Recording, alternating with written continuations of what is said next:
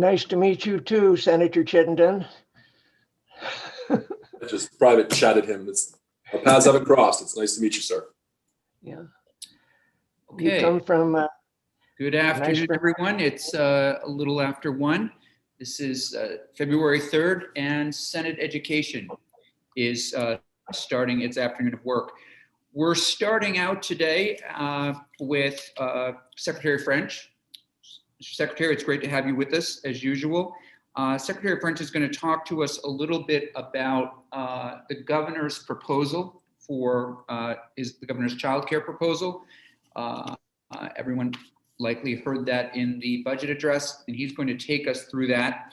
I've then asked him to talk a little bit about this church and state issues related to what we're seeing right now in our religious schools and vouchers, and I'm not articulating it as well as he will, but the short of it is what rules has the agency adopted, and we'll then hear from Professor Teachout, who'll talk a little bit more about some of those church and state issues that we've been reading about and learning about from our constituents. And then later in the afternoon, we will jump into our 3 bills that we have been spending the most time on, that being S16, some more on literacy, and the proposals from VSAC. I just met with the pro tem for a little while to go over some of our work and to also inform her, as I'll also inform all of you. We will on Tuesday be hearing from Jeff Fannin and his group of people, and I need to talk to you about this also, Mr. Secretary, about what they are envisioning for students that might have deficits in post-COVID Vermont. So that's just a little overview of where we're at. I now will turn it over to Mr. Secretary. Good afternoon. Thank you for having me, Dan French, Secretary of Education.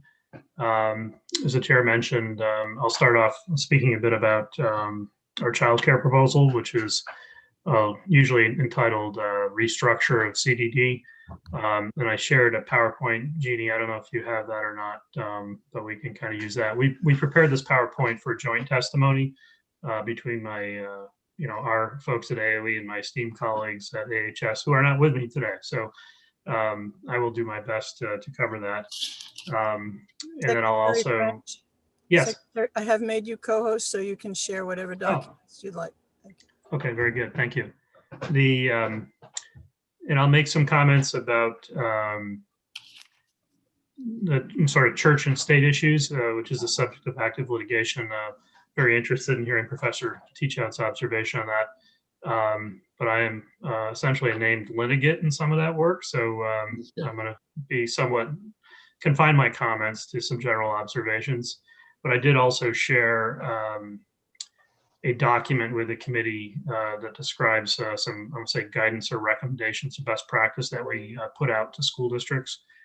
So I'll basically use that as the basis of my comments. So if that sounds good, I'll go ahead and share out my screen here on PowerPoint.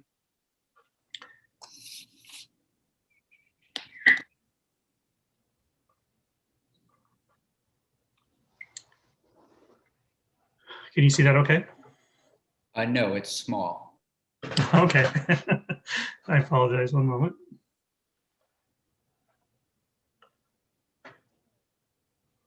Getting bigger? Wonderful. Thank you. All right. So yeah, so our proposal at this point is really just a proposal. We haven't reduced this to specific statutory language. We acknowledge at the front that this is a very complex topic, and one of which will by necessity, invite a lot of stakeholder feedback and also feedback from legislators. So we intentionally put forward this with the idea that, here from an administrative side, here's something we're proposing from basically the theme of what would be, from our perspective, good government. But really willing and anxious to work with legislative partners and other stakeholders to bring this to some specificity. And I think in fairness to this, the devil is in some of the details, so to speak. So there is some work to do in that regard. But I'll, as I mentioned, these are slides that we were jointly prepared for a presentation with my colleagues at AHS. I'm going to focus mostly on the Agency of Education side of that, but this will give you a sense of what's involved, I think. So the Child Development Division inside the Agency of Human Services has several functions, one of which is child care and learning. So what we're proposing to do is to move the early care and learning aspects of the CDD division to the Agency of Education. Our policy in pre-K in particular, which is Act 166, has resulted in a sort of a bifurcation of administration. So the Agency of Education administers pre-K in the public school system, and the Agency of Human Services through the CDD division or through CDD oversees pre-K in the private providers, the care providers who take it on pre-K as well. And that has never been well received, particularly by the public school systems who find themselves regulated by two agencies, having to do two sets of fingerprints for staff, having to go through two basically inspections of those facilities and so forth. I would say since in my tenure as secretary, which is coming up on my third year, this has been challenging to administer internally. There have been times when we have a regulation, if you will, that has led to disputes between the two agencies, and myself, Secretary Gobet or Secretary Smith have had to get together to try to figure out how to do this. So it's been challenging. Also in our data systems, you might have heard of this thing called the State Longitudinal Data System, or what we call the SLDS, which is a data warehouse project sponsored by the federal government. The Agency of Education is essentially the sponsor of that project. We built onto that to include early ed data, and it's been challenging to create a single data model in early ed, and I think the data is a key piece of the policy approach in this area. So at any rate, there's some things we've noticed inside of state government we think that could be improved by bringing the child care function under the same organizational roof, if you will, as pre-K, and to do that inside the Agency of Education. This does not mean the public school system taking over early learning and care. It basically brings these teams together under one organizational structure. I'll say, Child Development Division, the term division, I think varies somewhat among different agencies. The Agency of Education is obviously a much smaller organization, the Agency of Human Services. We're about 160 employees. Human Services is about 3,500, something like that. And our divisional structure inside the agency, we don't have departments, we just have divisions. Our divisions are about 20 to 30 people. So this change would basically necessitate us creating a new division at the Agency of Education, which for discussion purposes, I'll label a division of early learning and care. So we would have approximately 30 to 35 people in a new division under new leadership, which I think is key to sort of bring this together as a single team of integrated service from birth to 5-year-olds to kindergarten, essentially, which I think is rather intriguing from our standpoint. There are, yeah, go ahead. So those 30 to 35 people, they are already, where are they now? Are those, we're not talking, just for clarification, we're not talking new staff. This is That's correct. These are largely bringing over approximately 29 CDD staff to the Agency of Education. Thank you. So there's nothing happening in terms of like the Agency of Education having to learn how to do this space. We're bringing over that expertise from another agency. The idea here is to, just making the point, that this would necessitate the creation of a new division, not so much integrating these employees from CDD into an existing agency education, because our pre-K team is pretty small right now, and it's embedded inside of what we call the Student Supports Division, which also includes special education and a few other critical functions. So for us, it's a great way to put emphasis on this critical policy area by now having enough staff and focus to necessitate the formation of a division. And the division leaders inside the Agency of Education are essentially members of my immediate leadership cabinet. So it elevates this function also to a very high level inside in a prioritization inside the Agency of Education. The point I'd make also from this slide is there are elements of CDD that do not come over to the Agency of Education on this proposal. So this is the piece that the Agency of Human Services, if we were doing this as joint testimony, would speak more directly to. But there's on this slide, for example, the financial assistance program would be as a benefit program housed at Department of Children and Families. So there's some pieces of CDD. Basically, CDD would be dissolved and parts of it would be broken up into different places inside the Agency of Human Services. But this core function of childcare would be brought over to the Agency of Education. The theory of action here is to have an integrated approach and a more integrated approach. Sort of as you've heard, the governor's vision, cradle to career.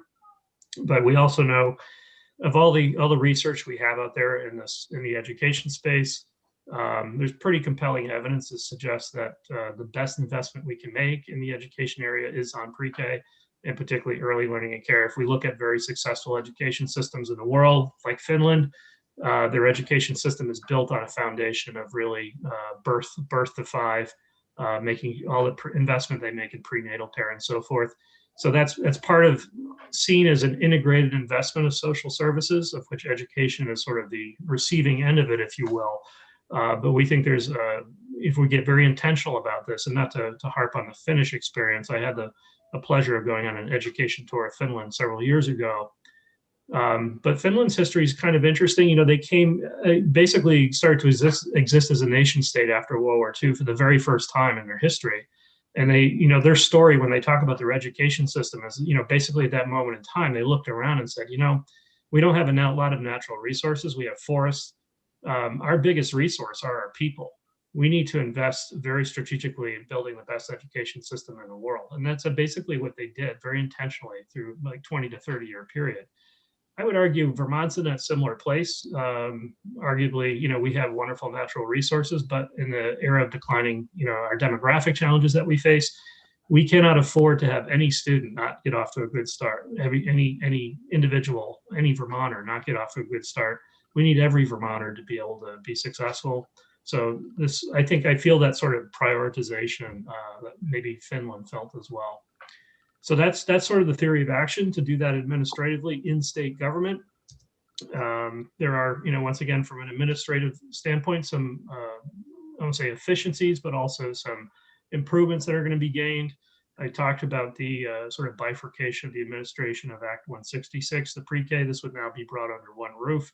We'd be able to eliminate some of that dual regulatory oversight that's been problematic.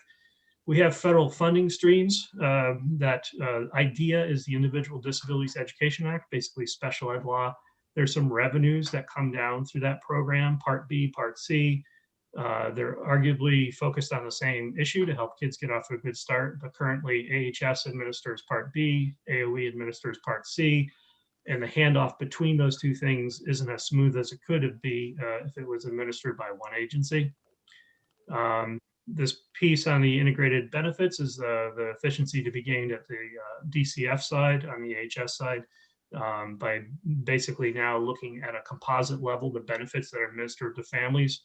Currently, CDD administers a separate benefit program that families might be receiving later on through another benefit program in DCF. So this gives DCF view into a more seamless look at benefits. I mentioned the data system piece. Some of these components are more AHS oriented, so if you want to dig more deeply into those, I'd recommend bringing AHS in.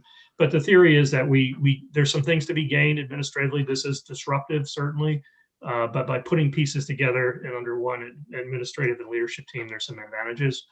I will also say by introduction, I don't have firm data on how these services are staffed nationally, but it's not uncommon to see them housed as they are now among two different agencies, but it's also equally common to see them brought together under one agency. So it's kind of, I wouldn't say 50-50, but there's a bit of both going on nationally.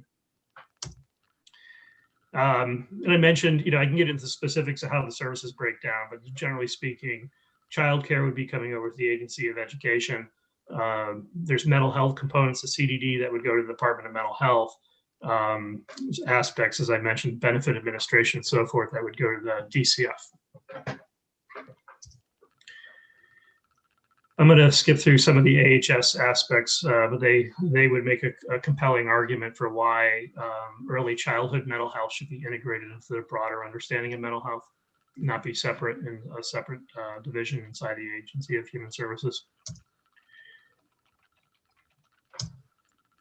Similarly, DCF would make an argument as to why benefit administration would be better done under one organizational entity in AHS as opposed to having multiple entities doing that. And I guess I'll just end on this slide. But, you know, again, what we're proposing is not to move all of CDD to AOE, but a good part of it, particularly that function around childcare licensing, referral, Head Start, gets into the pre-K administration, which is 166, or early learning and care, and so forth, as I mentioned. So, you know, this more or less concludes sort of my overview of what we're proposing. Once again, the devil's in the details on this. We intentionally knew going into the legislative process that there's a lot of stakeholders that need to be involved in this, state employees, legislators. So we're proposing to work with legislative leaders to bring this down to a level of specificity, because it is something I think that's fairly complex. We're also not expecting to do this in 1 year. So we would like to set the train in motion, if you will, and then work on the structural budgetary pieces as a follow-on piece of work. When I say budgetary pieces, meaning the state government budget structure. So why don't I end there, and I'll take some questions, and then we can transition over to Great. religion in schools. Thank you. Committee questions. Your person. Yeah, thanks, Secretary French. And I guess the one question I have is, did you look at it from both sides of saying, like, I think it makes sense to definitely combine it under one roof and one administrative structure. Did the administration look about doing it the reverse of taking the stuff that education is doing and putting in DCF, as well as taking the DCF stuff and putting in ed? And why did you decide the one way you decided? Yeah, I think it's a great question. I think I will say this is not a new topic. It's been on the table since I started as secretary, at least. I think my predecessor, Rebecca Holcomb, and Secretary Gobay, the year, I think probably 2017, somewhere in that time frame, 2016, 2017, had conducted a statewide tour, sort of a listening town hall, if you will, about how to address issues around 166. How was 166 being implemented? How's it going? And certainly, as I mentioned, the public schools have been almost uniformly critical of the dual agency oversight. But the result of that sort of visitation around the state was that, this is just sort of my editorial comment, that the secretaries basically concluded that it's hard to get agreement on this area, so therefore we should divorce. And that's what I used to call it the divorce bill. You know, so there was a bill introduced in 2018 or 2019, Senator Bruce brought forward to divorce this and to break it apart. And that was sort of my initiation into this policy space as secretary, because I was certainly focused on Act 46 at that moment. But I observed that it is problematic to have multiple agencies involved implementing a single program. So I thought the divorce was a useful construct. I was very interested at that time looking at fixing 166 and then figuring out how to staff it inside of state government second. I've subsequently come around to think it's hard to get better policy if we don't have coherence inside of state government. So we've been working on this for a bit. I guess my long-winded response. I think there's been a natural impetus to kind of think about pulling things from AHS and putting them into other agencies, just because AHS is so large. This is just my editorial observation as someone who doesn't work inside of AHS. But also the Agency of Education has started to take on some of the technical sort of back office functions in this area. So we own the data warehouse. We run the bulk of special education. So there are some programmatic pieces that sort of put the momentum on our side as well. The fact that we're smaller and many of the functions that are in pre-K make sense if they're attached to the rest of the education process. Okay, thank you. Senator Lyons. Thank you. And we also are looking at this in Senate Health and Welfare. At least we've taken a quick look at it. I guess the question that I have is, did you consider at all having a universal pre-K and then building special ed and moving some of the special ed issues into education rather than parent-child centers, home visiting, and some of the, we've done a lot of work over the past few years in integrating these systems, including CIS. And now it feels like all that work is being pulled apart. So did you consider looking at universal pre-K and then the special ed integration that I think has always been an issue? Yeah, I think, the topic, I appreciate the question. Universal pre-K for me sort of falls into that conversation about what is the policy. And my initial disposition towards this was to let's talk about the policy and then figure out how to structure the state government response as a secondary approach. As I mentioned, I've sort of come around to that as we've had difficulty articulating reform to 166. In particular, is that we're working across agency boundaries, and there's just a lot of effort and energy focused on just convening that conversation in state government on how to create better policy. So I think, the thinking here is to create a structure that is set up by definition to be integrated and to have also organizational capacity, all the resources focused on the policy, and then to advance policy as a secondary outcome of that. But right now, inside the Agency of Education, we have a team of 5 people essentially that works on pre-K. We have a director of pre-K, but we don't have adequate policy staff to really get into advancing a larger policy on pre-K. Essentially, our staff are solely focused on administering Act 166 as it is. So once again, creating a division inside the agency and a division director that's going to be focused on early learning and care with a robust staff of approximately 35 people gives this policy area some horsepower, so to speak, that will allow us to engage more proactively on policy development. So, I'm sorry, go ahead. No, I was going to pivot to talk about special education, but I'll stop. No, there. go ahead, please do. Yeah, I don't see this necessarily as taking things apart. I know there's been a lot of good work that's gone on. I will say, I think the bulk of special ed obviously happens, I think, in the Agency of Education. I mean, we take over pretty clearly after grade 3 or age 3, and then certainly up to age 22. So the bulk of it is inside the Agency of Education. So it makes sense to me sort of naturally that we would put it all under one roof as to having a slice of it someplace else. But I understand there's a lot of integration that's already occurred.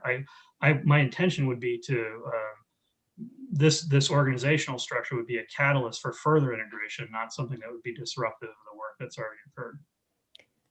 Well, that will remain to be seen. So we'll have to, there are a lot of details there and a lot of questions to be asked, obviously. When I see different programs being moved to the Department of Health or to somewhere else and not fully integrated, it is a concern. It's not a concern so much from the administrative side, because that what you're suggesting poses administrative efficiencies, but it does suggest that there may be some confusion on the part of families and children and what the model looks like for the kids who are 0 to 3 and maybe even 0 to 5. So just yeah, I think there would be a disruption. Obviously, this is a significant change. no, and I don't mean just in the change process. I mean, once it's accomplished, we see so much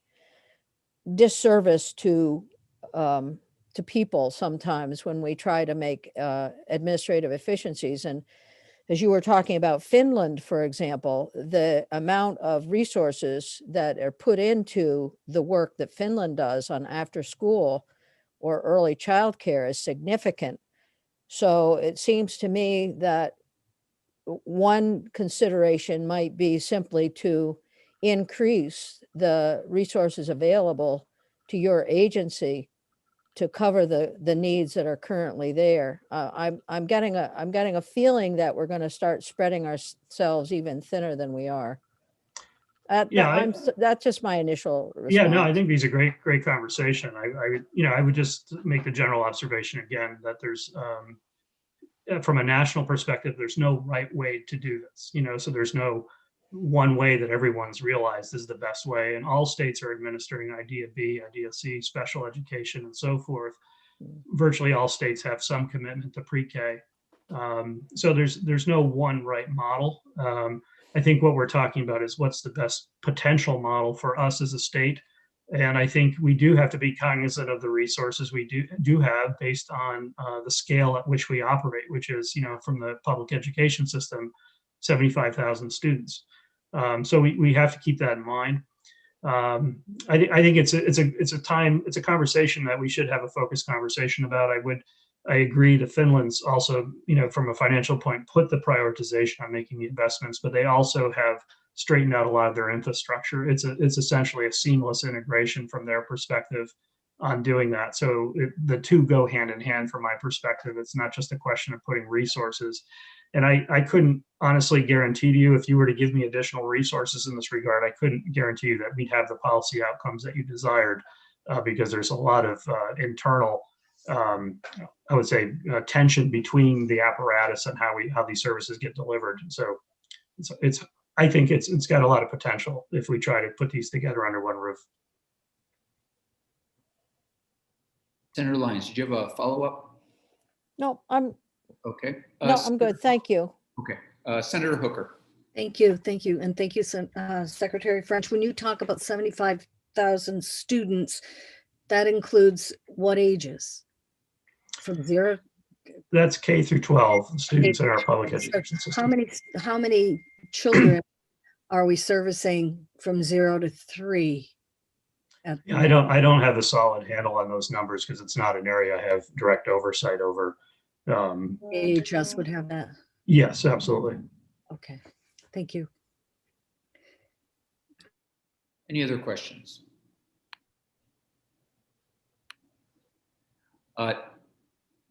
Thank you, Mr. Secretary. I guess my only question right now is, it doesn't sound like there's anything for us to do. It sounds like this was, again, a good overview of what the administration is thinking about, and you'll continue just to be in touch with us as you move forward, and if there are certain policy decisions that you'll need us to consider along the way.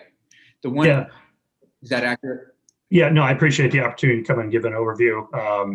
To date, this presentation has been provided, I think, to a joint meeting of the House Human Services Committee and the House Education Committee. We haven't had a chance to that was last week. I don't think we've had a chance to sort of recoup inside of state government, but we'll be reaching out and if there's interest in pursuing this with folks. Great, thank you so much. And the other thing, just so you know, knowing how busy your schedule is, I can't imagine you are checking our agenda every day, but Allie Richards is coming in tomorrow, and she is going to sort of give Let's Go Kids their sort of overview of what direction they're heading in, what they would like to do, and I also asked her to weigh in on this.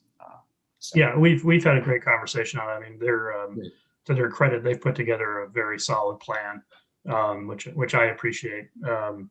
It's just to make the observation. It's been an interesting policy space for me. This is an area where there's broad agreement that pre-K investment should be made in early learning and care across the political spectrum, across different advocacy groups. Yeah. On the other hand, it's exceedingly challenging to get consensus on how to do it. So everyone's heart's in the right spot, but the mechanics of it are tricky. Thank you. Well, now on to an easier topic. So I'm wondering if you would, as we start to look at this issue, just sort of bring us back, if you're comfortable doing so, where things are, how things got started, and the agency overall, what you're doing to respond. Yeah, it's a great way to frame it. And I have about 15 more minutes left, so I'm going to, Okay. just let you know. There's been, and I'm intimidated somewhat by Professor Teachout being here, who I only know through reputation, but I'll just make my sort of layman's observations, and also as secretary, I'm not an attorney. Sure. But there's been a national effort to look at these issues, and in particular, the Trinity Lutheran decision of the U.S. Supreme Court a few years ago in Missouri. And there's been more or less a sort of a change in how the Supreme Court's looking at these issues. And there was sort of a national effort to look at state constitutions and the provisions of state constitutions, and how they might apply to these questions of separation of church and state. Vermont is a state that has such provisions in what we call the compelled support clause. So there's been active litigation around the country as part of sort of this national change in disposition towards these issues. We've been, I want to say, caught up in that. I'm a named litigant in 2 cases right now. One's on dual enrollment. If you're familiar with our dual enrollment program, we basically provide 2 courses for free for students, and we have not allowed students who attend, let's say, religious high schools to participate in that. So there was a case brought forth on that issue. The other case has to do with tuitioning, and this is the one I'll speak more directly to. I did send to your committee sort of a description of a guidance document. I won't put it on the screen, but you have that sort of for your background reading. The tuitioning system in Vermont is based on, once again, the state's ultimately responsible for the education of students per our Constitution, and that's been sort of agreed on through the Brigham decision, and most recently, I think, with Act 46 and the litigation around that. The state delegates authority to local school districts on how to educate students, and districts basically have 2 modes or means by which they can do that. One is they either operate schools, or 2, they provide tuition for students to be educated in some other school. And those other schools have to have some approval status through the state. They have to be approved to receive public tuition dollars.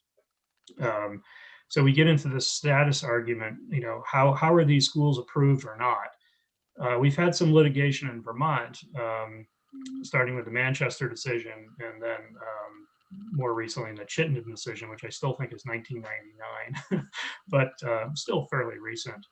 And around this issue of to what extent religious schools can receive tuition. And, this is where I'm going to get sort of hesitant of what I say, but I think basically folks would agree that the Vermont Supreme Court has decided that religious schools can receive public tuition dollars, provided there are adequate safeguards to ensure that the funds that are being used for tuition are not also involved with religious activities that the religious school might be directly engaged in. So that's sort of the rub of it. It's not about, in Vermont, it's not about whether religious schools can receive tuition, yes or no, because essentially that's been decided. Yes, they may, but with school districts who make those decisions have to ensure the funds are being used appropriately. And that's where we get into the document that I shared with you that we recently published to provide, we can't basically from a state perspective or the agency's perspective decide whether religious schools should receive tuition or not. That's been decided by the Vermont Supreme Court. The answer is yes. The question is, how do school districts go about ensuring there are safeguards on how those dollars get used? So we provide some recommendations on how they might do that. But this is a topic of active consideration by the courts literally this week. So it's a dynamic situation, to say the least. Thank you. Questions for Secretary French before we hear from Professor Teachout?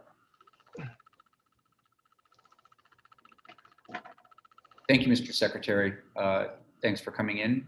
Feel free. I know you might have a few moments. We are actually, before I turn it over to Professor Teachout, I wonder if we might just take a quick 2-minute break. I just need to check in down the hall, and I apologize for that. And we'll just take an early stretch, if you don't mind, Professor, just for 2 minutes, and then we'll be right back.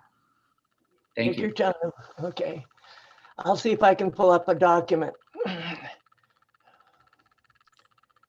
Professor Teachout, as I was saying before we started, just it's an honor to meet you. And I remember following your daughter's few campaigns. So I didn't know that you're actually related, but when I saw the last name, it makes sense. Yeah. Well, I saw your great-great-great-great-grandfather's name too, so it's nice to meet you. Hard to escape my roots, I like to say. Yeah, good. My great-great-great-grandfather, according to a guy named Vrest Orton, I think the host has muted us. I think they muted you as well. I can't hear you, sir, but I'm thinking Jeannie.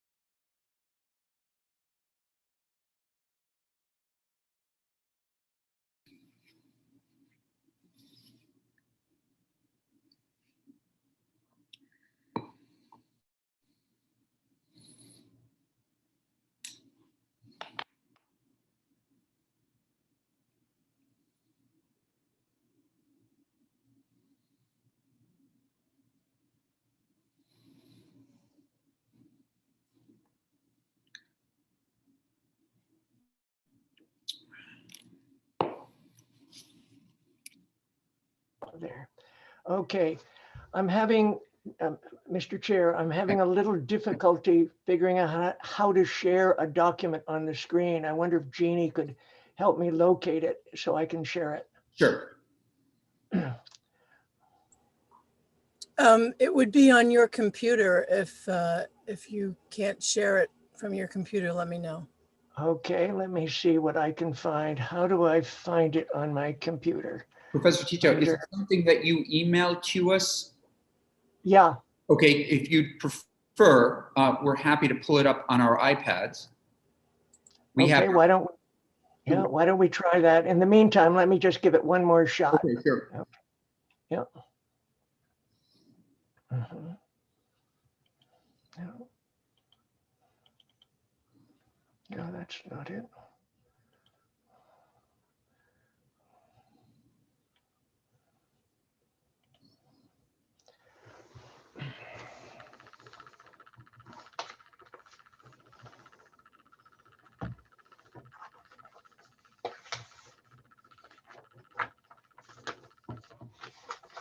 So how do I do that? So I want to get this there. No.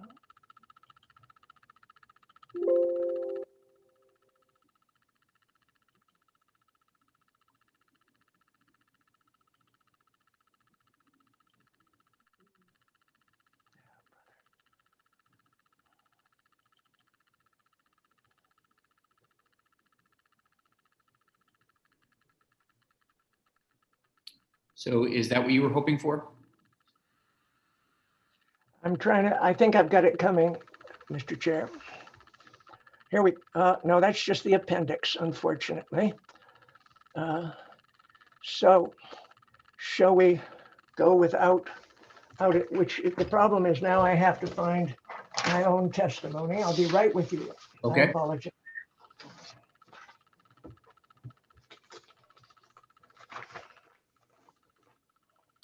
And senators, please know if you haven't found it, it is on our webpage under today's date, and then go to Professor Teachout's name. That's not it. Okay. I can share it from here if you want. Jeannie, if somebody could share it from there, that would be great, because I am having difficulty finding it on my own laptop. Jeannie, if you don't mind doing that, that would be a big help.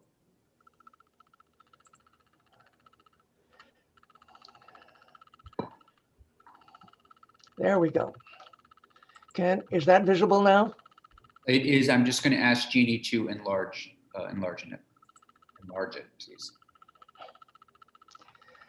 And Jeannie, when I ask, maybe we'll scroll down a little bit so I can refer to specific points I make. My name is Peter Teachout. I'm just going to hold on one second, Professor. Jeannie, is it possible to make it larger? It's full on my screen. I don't know how else to So do it. senators should just follow along on their iPads. Before you start, I just want to pause for just a moment and just recognize that this is a sensitive topic in the United States, in this state, sometimes even with one another. And so what I appreciate, and I know we all do, is just a respectful, thoughtful dialogue around this topic that, again, can be sensitive. So with that, Professor, thanks for being with us. Appreciate it and look forward to hearing your thoughts. Well, thank you very much, Mr. Chair. My name is Peter Teachout. I'm a professor of constitutional law and First Amendment law at Vermont Law School.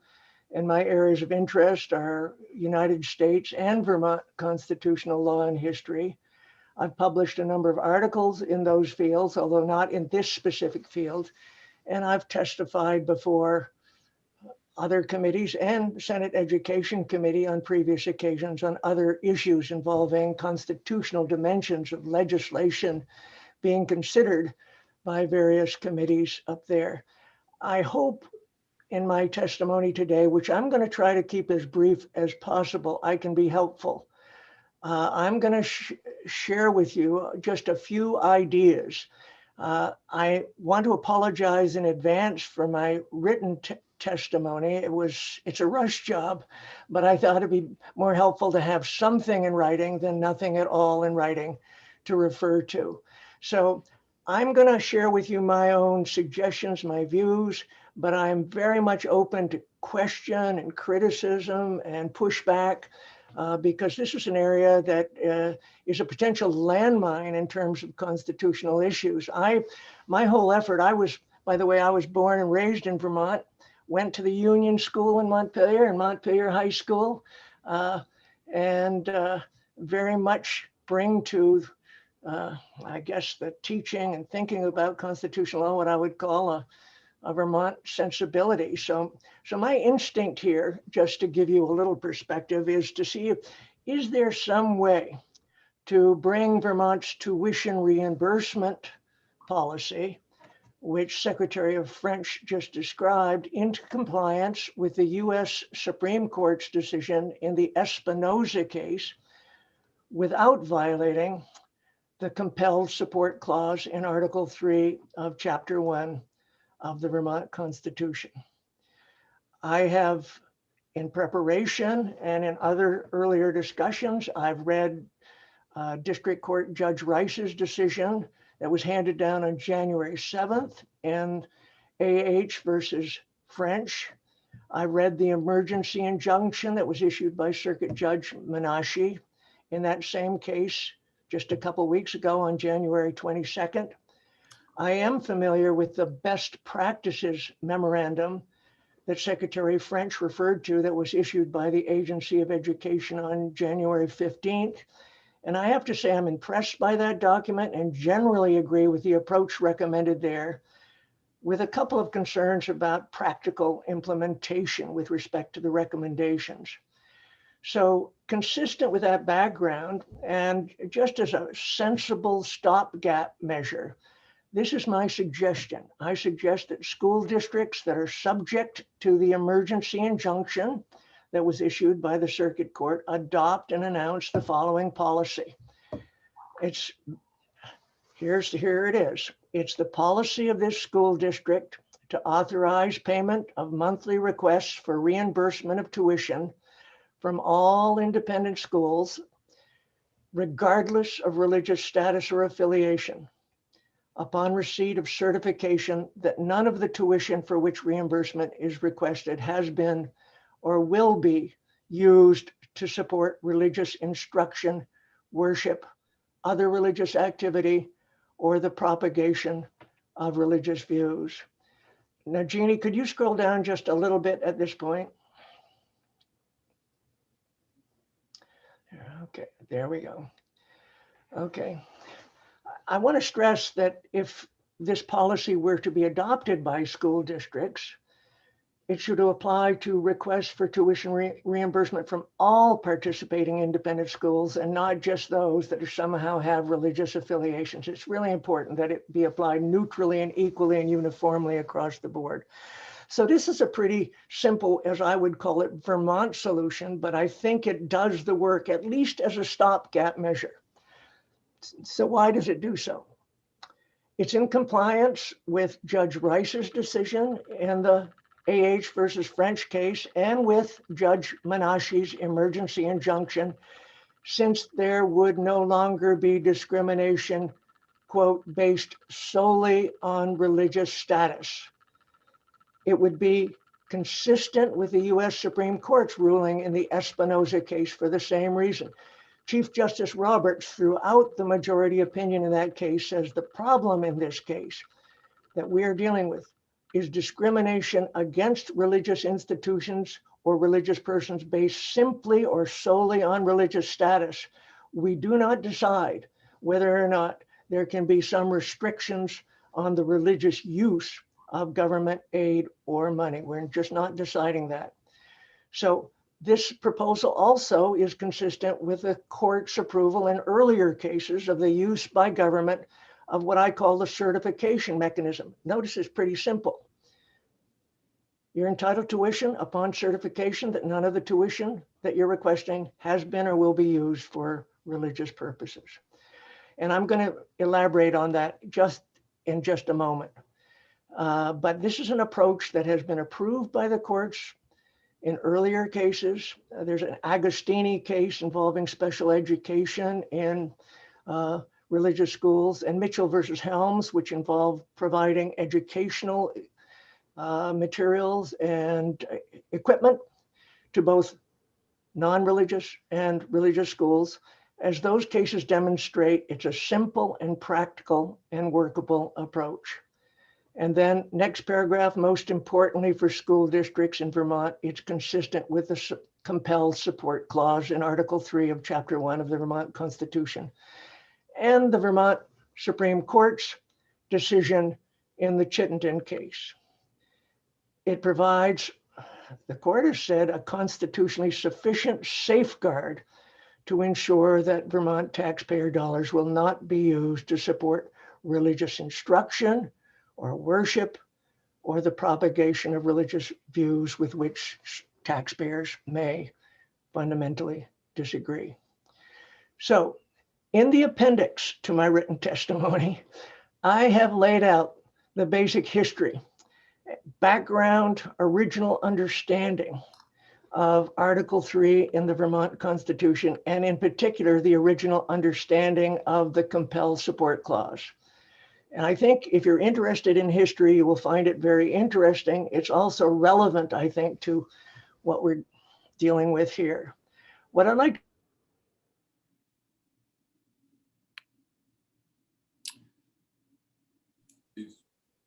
we lost you there, Professor. It looks like we've lost him altogether. Let's just give him a minute to make his way back.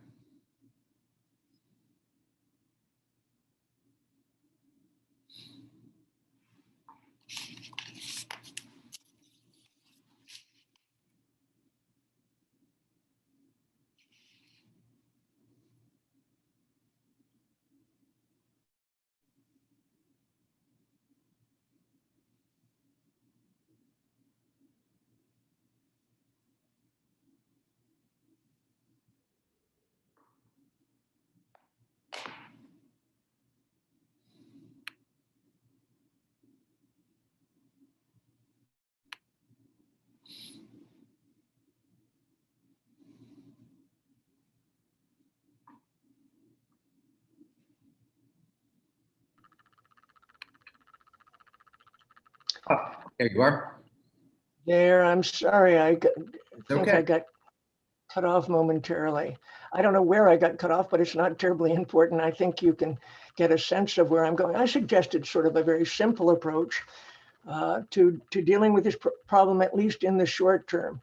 I just wanted to say a word that the United States Supreme Court, in earlier cases, has approved this certification mechanism as a way of providing safeguards against government funds and government aid being used to support religious instruction and worship. And I quote from that opinion in my written testimony from a concurring opinion written by Justice O'Connor, concurred in by Justice Breyer, which was essential to the court's decision to uphold a particular program providing educational materials and instructional equipment to both private secular and private religious schools.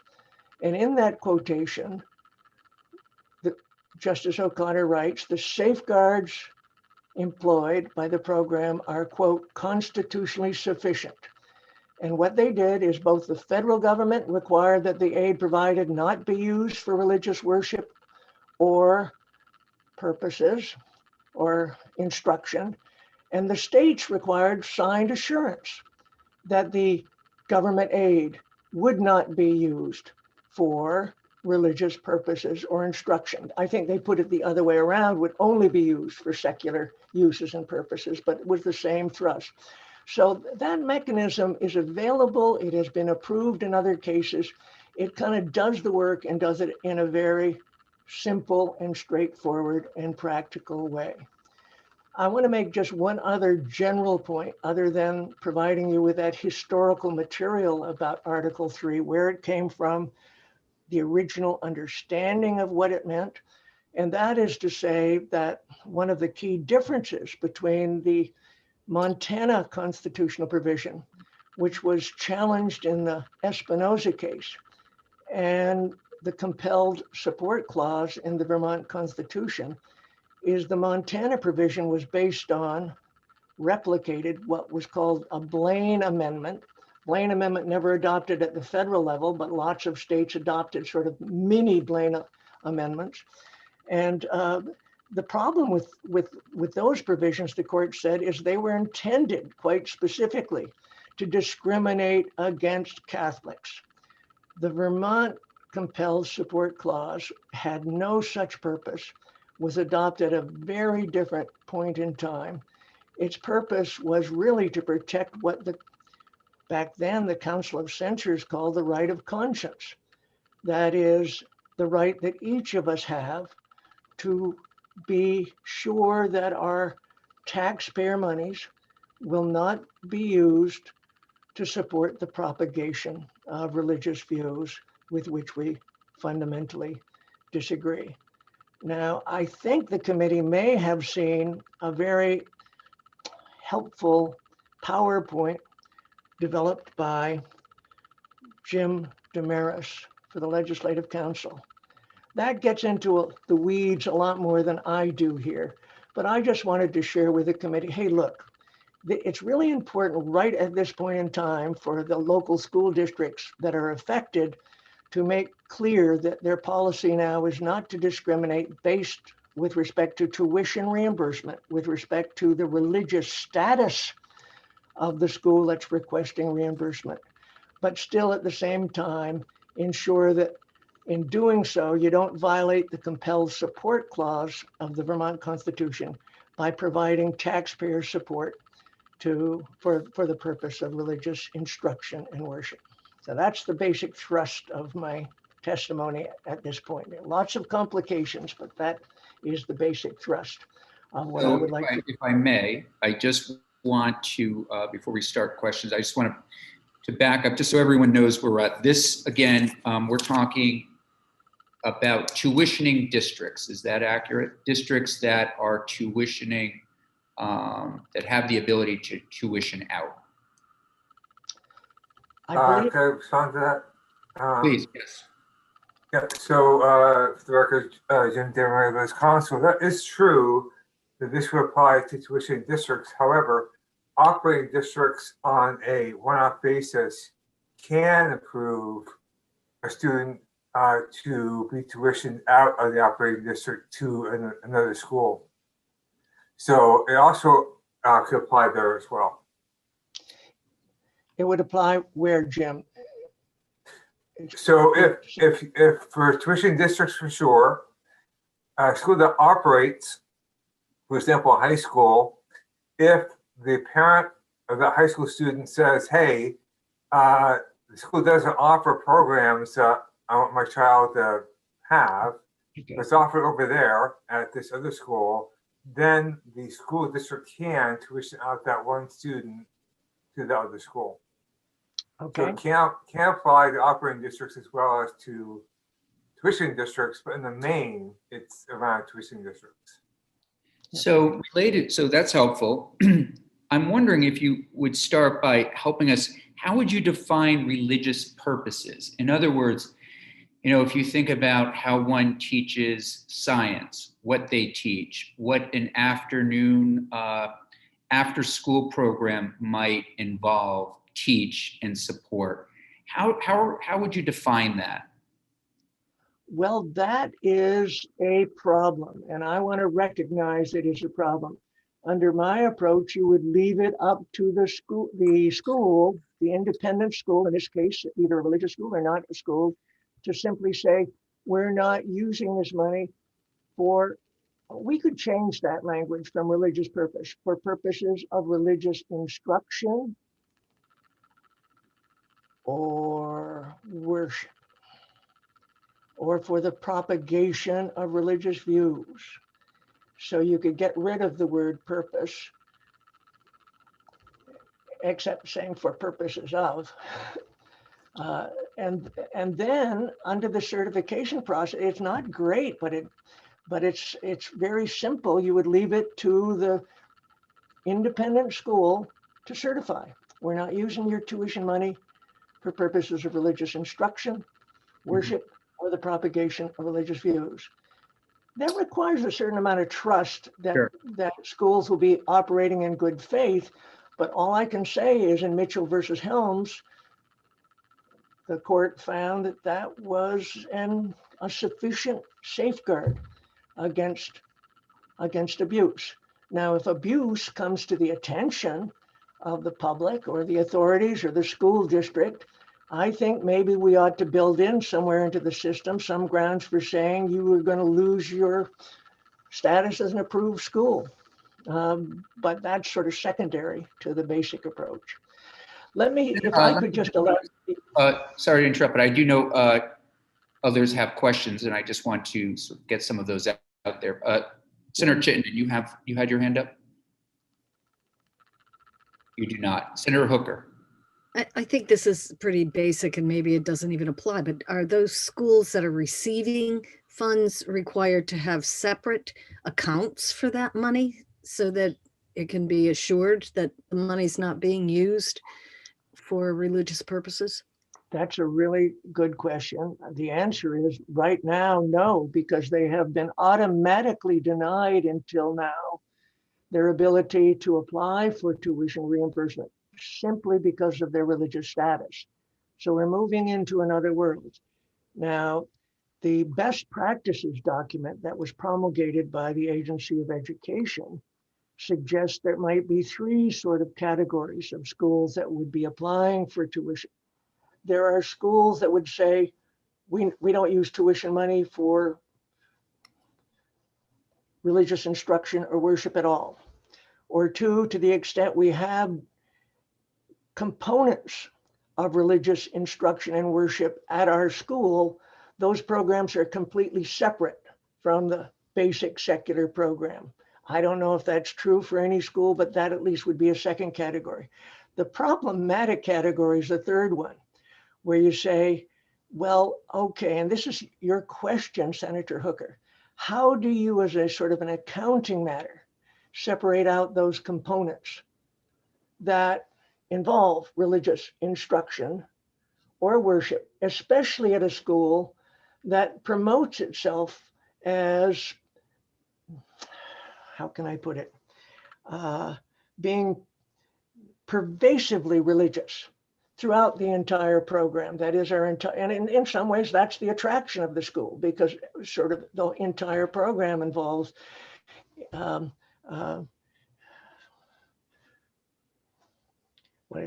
help me out with the right word here. Well, just a whole sort of soup to nuts experience around with regard to religion. There are some schools that might do that, and that is like their selling point, if you will. So, and I think that's the idea is maybe the Agency of Education could sort of set up an accounting system. Well, you can't include teachers that you would want to cover under a ministerial exception. That is, that's a special category. Or you might want to exclude from eligibility certain particular courses in the program. But it just seems to me you get into incredible levels of complexity. I would hate to sort of draw up a laundry list of those courses that qualify, those aspects of the program that qualify, or those that don't. That's why it's so much simpler simply to say, hey, look, we aren't maybe requesting the full load of tuition reimbursement, but we do guarantee you that the tuition reimbursement we're requesting has not been and will not be used for purposes of religious instruction or worship. But it's an incredible problem if you try to developing an elaborate accounting system for figuring out what qualifies or doesn't qualify. Jim Damaris and I have talked about that. So I invite you, if you'd rather approach it that way, but I was trying to make it as simple as possible. Sure. Other questions?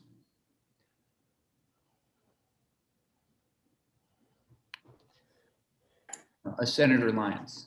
I guess it's more of a comment, but it is also a question that regardless of what we do and regardless of what policy a school might be putting in place and then attesting to, it could still be tested in the courts. So it's getting our feet wet and then hoping for the best. Well, even that's putting it optimistically.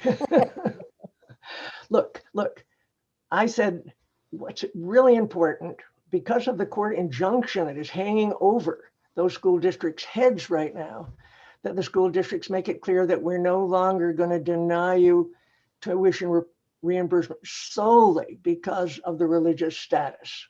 We're going to give you a chance to apply. Okay. That is, as I think we can say, just kicking the can down the road. And why I think even that's optimistic is because running through Chief Justice Roberts' opinion in the Espinoza case, he constantly says we don't have to decide today whether a more carefully tailored restriction on the use of government funds might or might not survive constitutional challenge. We don't have to decide that today, because the Montana prohibition basically prohibits access to this government aid solely based on the religious status. So we can say, hey, let's avoid that.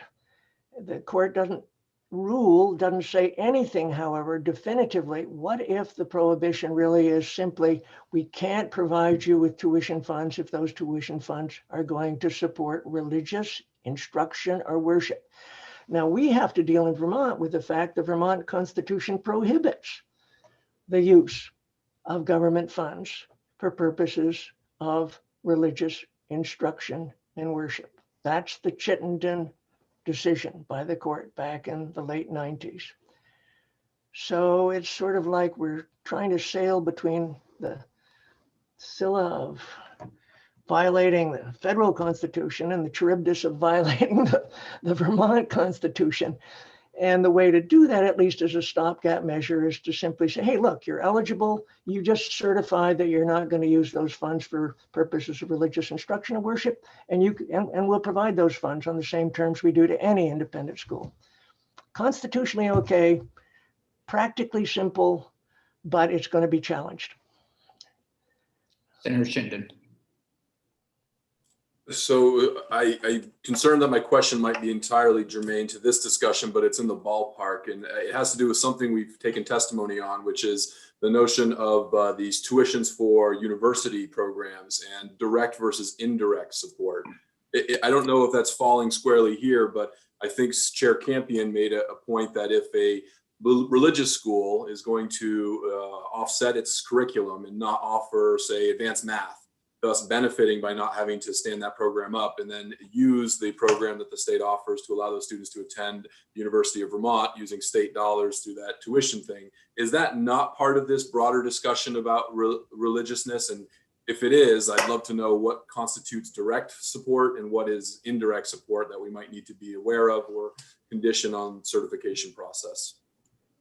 Well, Senator Chittenden, I probably am not familiar enough with exactly what you're talking about. It seems to me it would be germane if in fact the state of Vermont is providing state aid to colleges in Vermont to offer courses that involve not introduction to religion, but religious instruction and involve religious worship. That the same problem would happen. Now, under the dual enrollment program, my understanding of the way that program works is that we reimburse colleges, including religious colleges, for providing dual enrollment education to Vermont students. But as I understand, we're not providing that money directly to, say, Rice, or if it Mount St. Joseph or something like. We're not providing that aid directly to the religious high school that the student is attending. We're providing rather the reimbursement to the university. So that if that means indirect rather than direct, then that seems to me to be okay. Professor Teachout, you and I had this, I wouldn't say disagreement, but conversation briefly a few years ago, where when this dual enrollment topic came up, and the point being was, if a religious institution decides to, as Senator Chittenden said, say, we are going to fire the history teacher, and all of your history classes are now at CCV, that therefore frees up dollars that indirectly could pay off a sexual abuse lawsuit.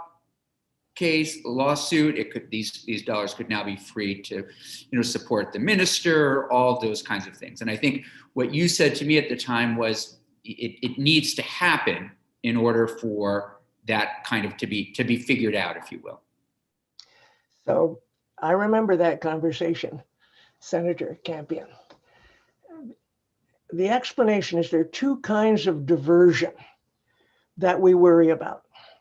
One is where an institution uses government aid to directly support religious instruction, worship, something like that. We worry that those funds will be used, and that is prohibited by the Vermont Constitution. There's another kind of divertibility that I think we were talking about, which is that if we free up, for example, the resources that Rice has to teach courses like history or math or science, by funding those courses, that will free up resources to teach the religion courses.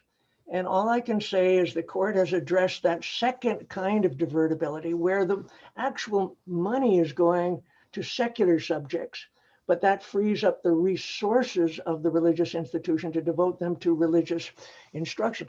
The Supreme Court has pretty much ruled that out as a basis for objection. I don't know if that makes good sense. I don't know if I agree with it, but I can tell you that the Supreme Court has basically said we don't worry about that kind of divertibility from a constitutional standpoint. I believe that was our conversation. January. Yeah, absolutely right. That was our conversation. January of, when was it? 1918.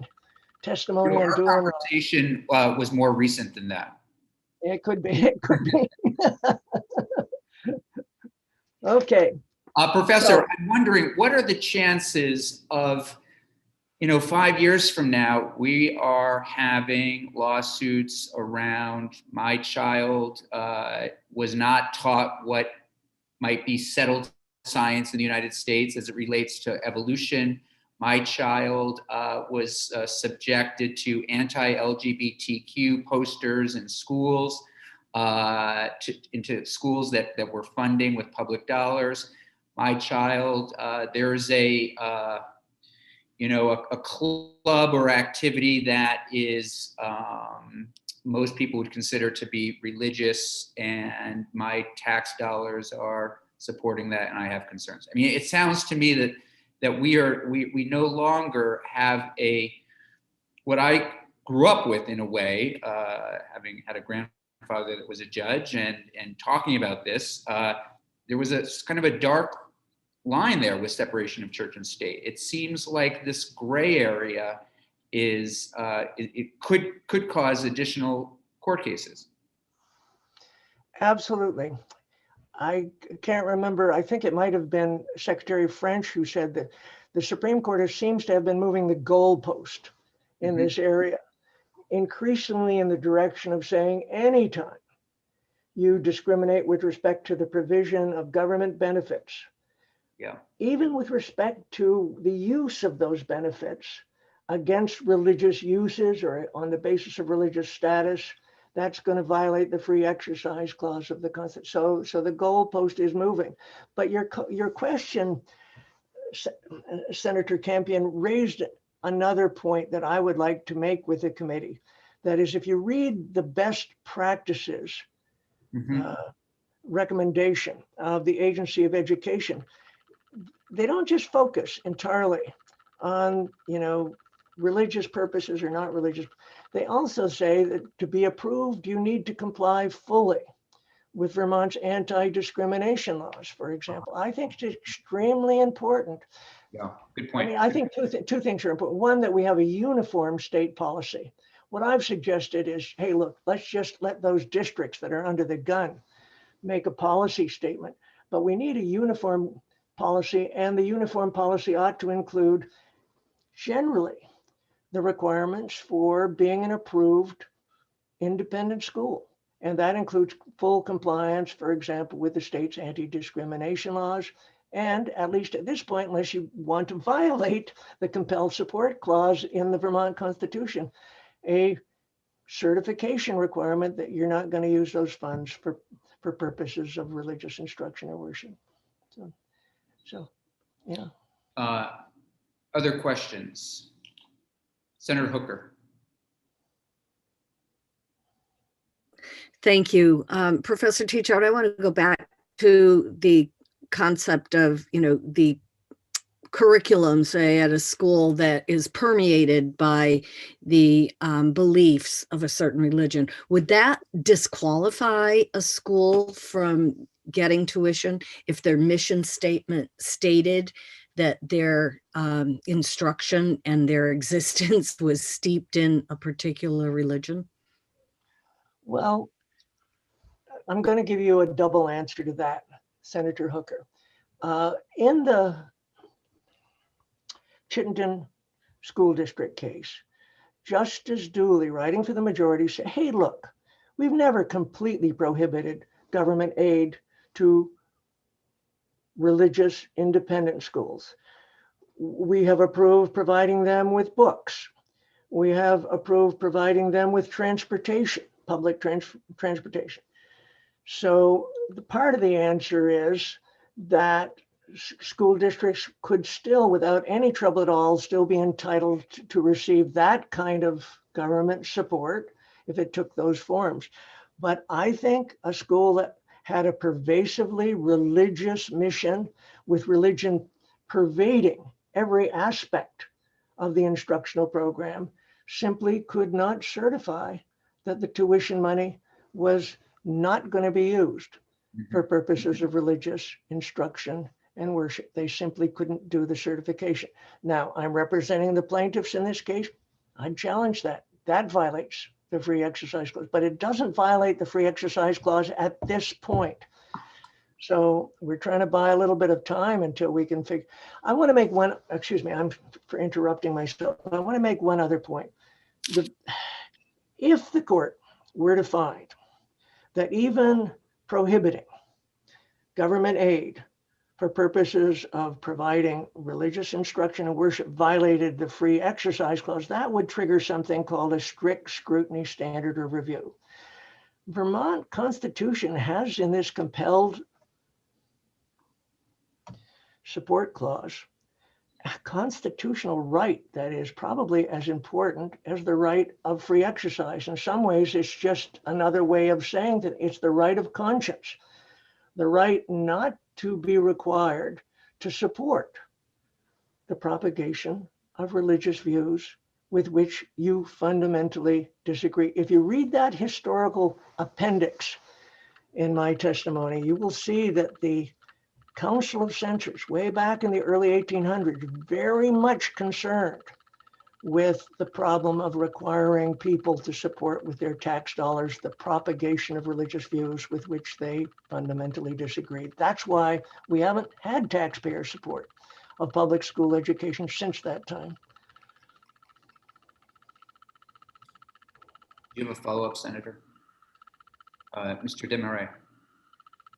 Well, yeah, I want to go back to the conversation about making these religious schools subject to all anti-discrimination laws. So my understanding is that these schools are places of public accommodation, and therefore they would be subject to the anti-discrimination laws that apply to any place of public accommodation, whether it be a school, a restaurant, any place of a public accommodation. However, there are constitutional exceptions for religious organizations in employment laws. So there's a ministerial exception which says that for certain positions defined to be under the ministerial exception, which is a very vague concept, if you're employed by the school, you don't have the same rights as an employee to sue the school for discrimination. So I think the conversation around making the school subject to all laws around discrimination couldn't be done in that category because there's a constitutional issue you're running up against there that protects the schools in that way.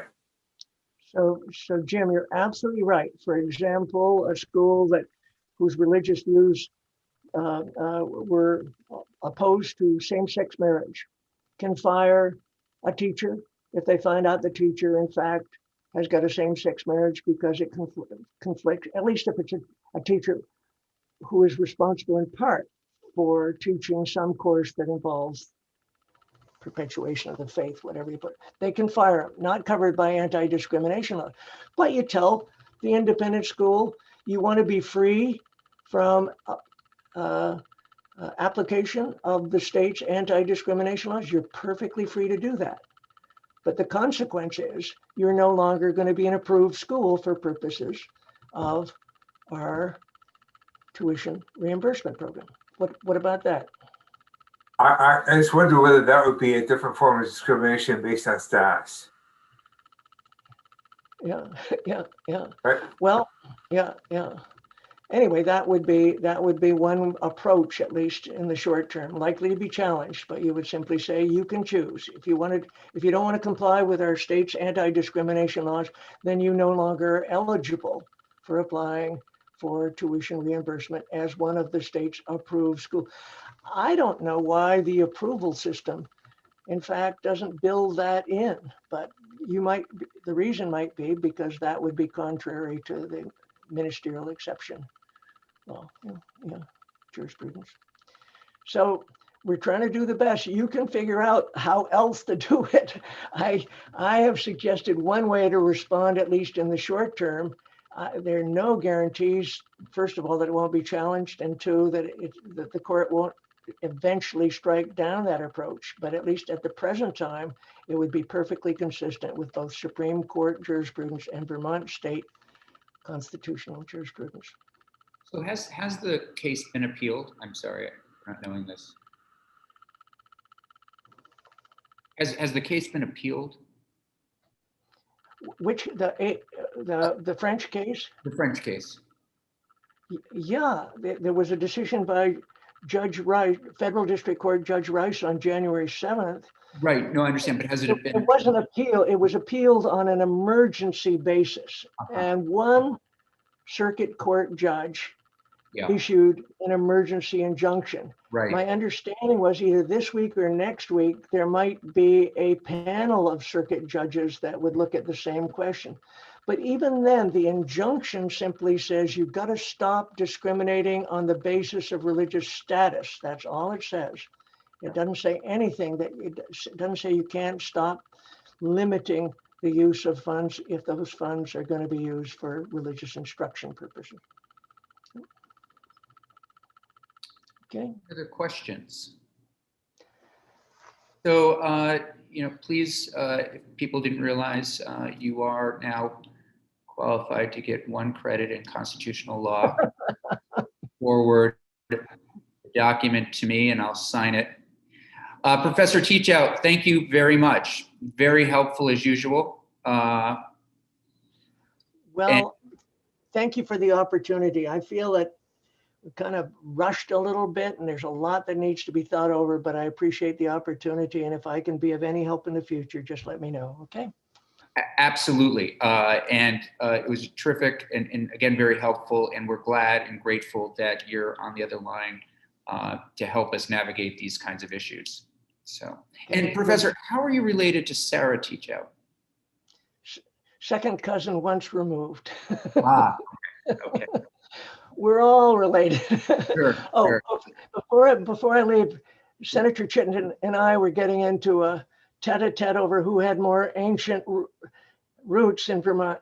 So, hey, Breast Orton, when Champlain came down from Canada to discover the lake that bears his name, Yeah. he found a white man and 2 St. Francis Indians on one of the islands. And that white man's name, this is white privilege, I get that. We were summer people, but that white man's name was Teachout. Long before Tom Chittenden was even a spark in anybody's eye. You win. You win. Gotta keep that new guy modest. Absolutely. Thank you. Thank you. We may have you back in again just to talk about your ancestors of Chittenden. I'm sorry for taking up the committee's time. Thank you. Nope. Thank you very much. Okay, bye-bye. Good afternoon. And thank you, Jim. Did you have any other final comments? It sounds to me that that this committee, and I'll talk to Senator Sears to see how he wants to handle this, may need to take some kind of action. Yeah, so it seems to me if there's action to be taken, there seems to be 2 paths in my view. One is by you as a General Assembly, and one could be alternatively by the Agency of Education directing school districts to do what Professor Teachout says, which is to have them respond in this way.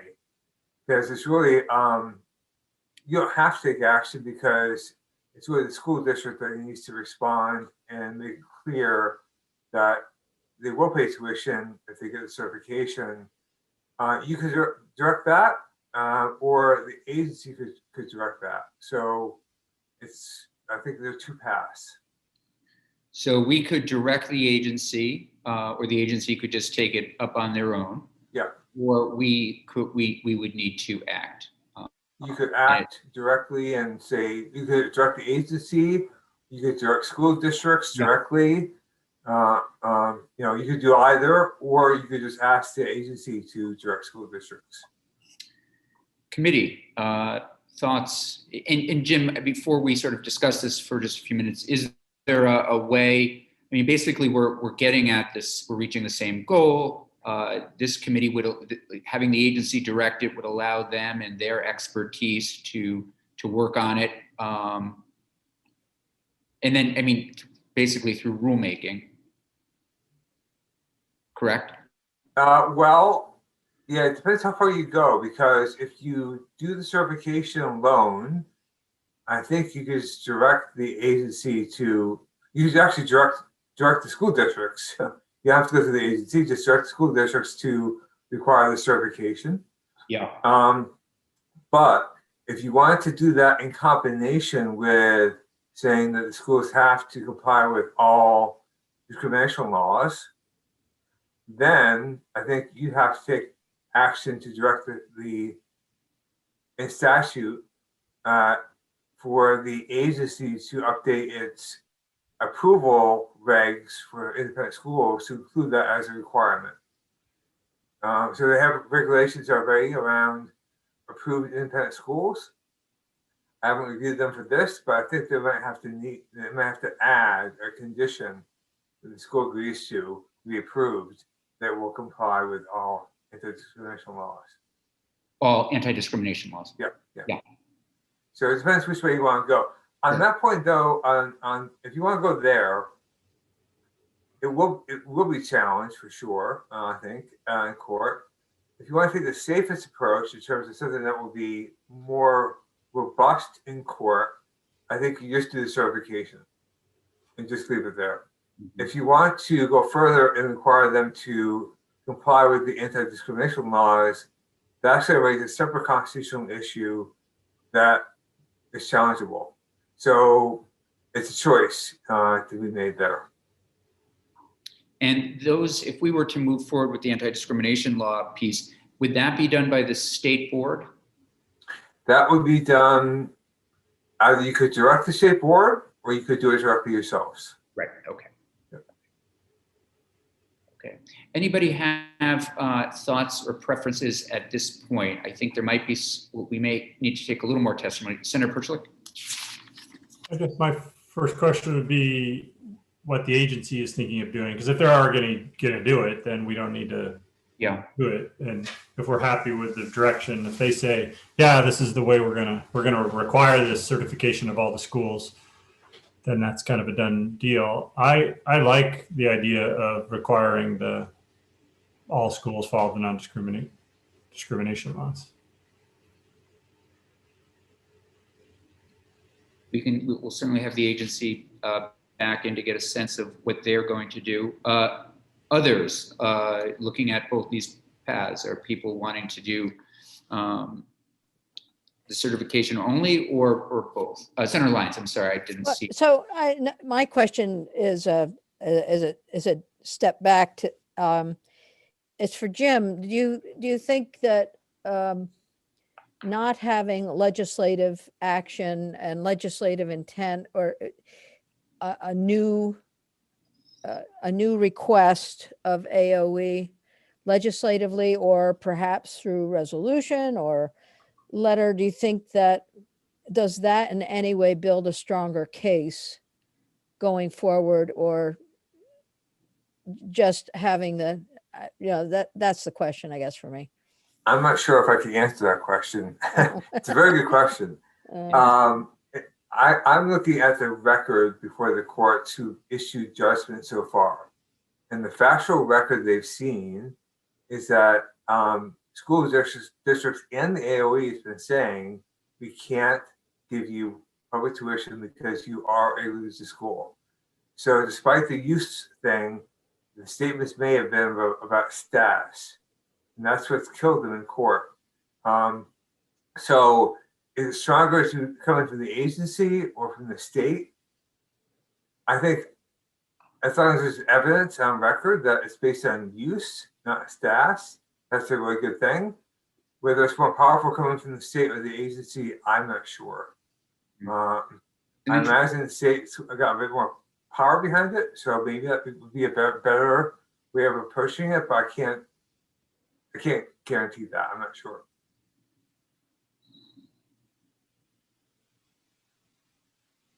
Senator Hooker, any thoughts?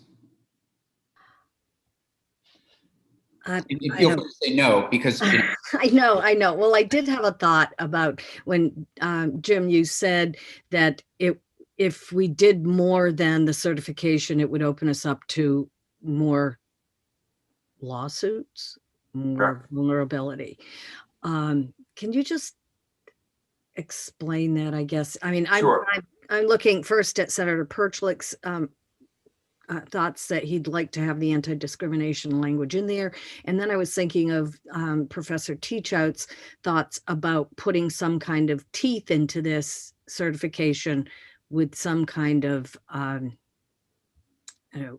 consequence if you were found to be non-compliant. Yeah. So let's go through the two constitutional claims that could be made. Okay. The first constitutional claim is if you just do certification. And certification, of course, is based on use, not SAS. That could be challenged because the Supreme Court left it open as to whether they're going to honor that distinction going forward. So it's not clear to me that if you do this, it'll survive a court challenge eventually at the Supreme Court level, because the court might just say, we don't care if it's use-based or SAS-based, it's still discrimination and you can't do it. That's not where the court is today. So it's a bit of a projection, but that's the type of challenge you might see on the certification. But if you do the certification thing, it gives you at least a better position to be in to argue with in that case, because today on the record it's based on stats, and that's what the courts are finding to be inappropriate.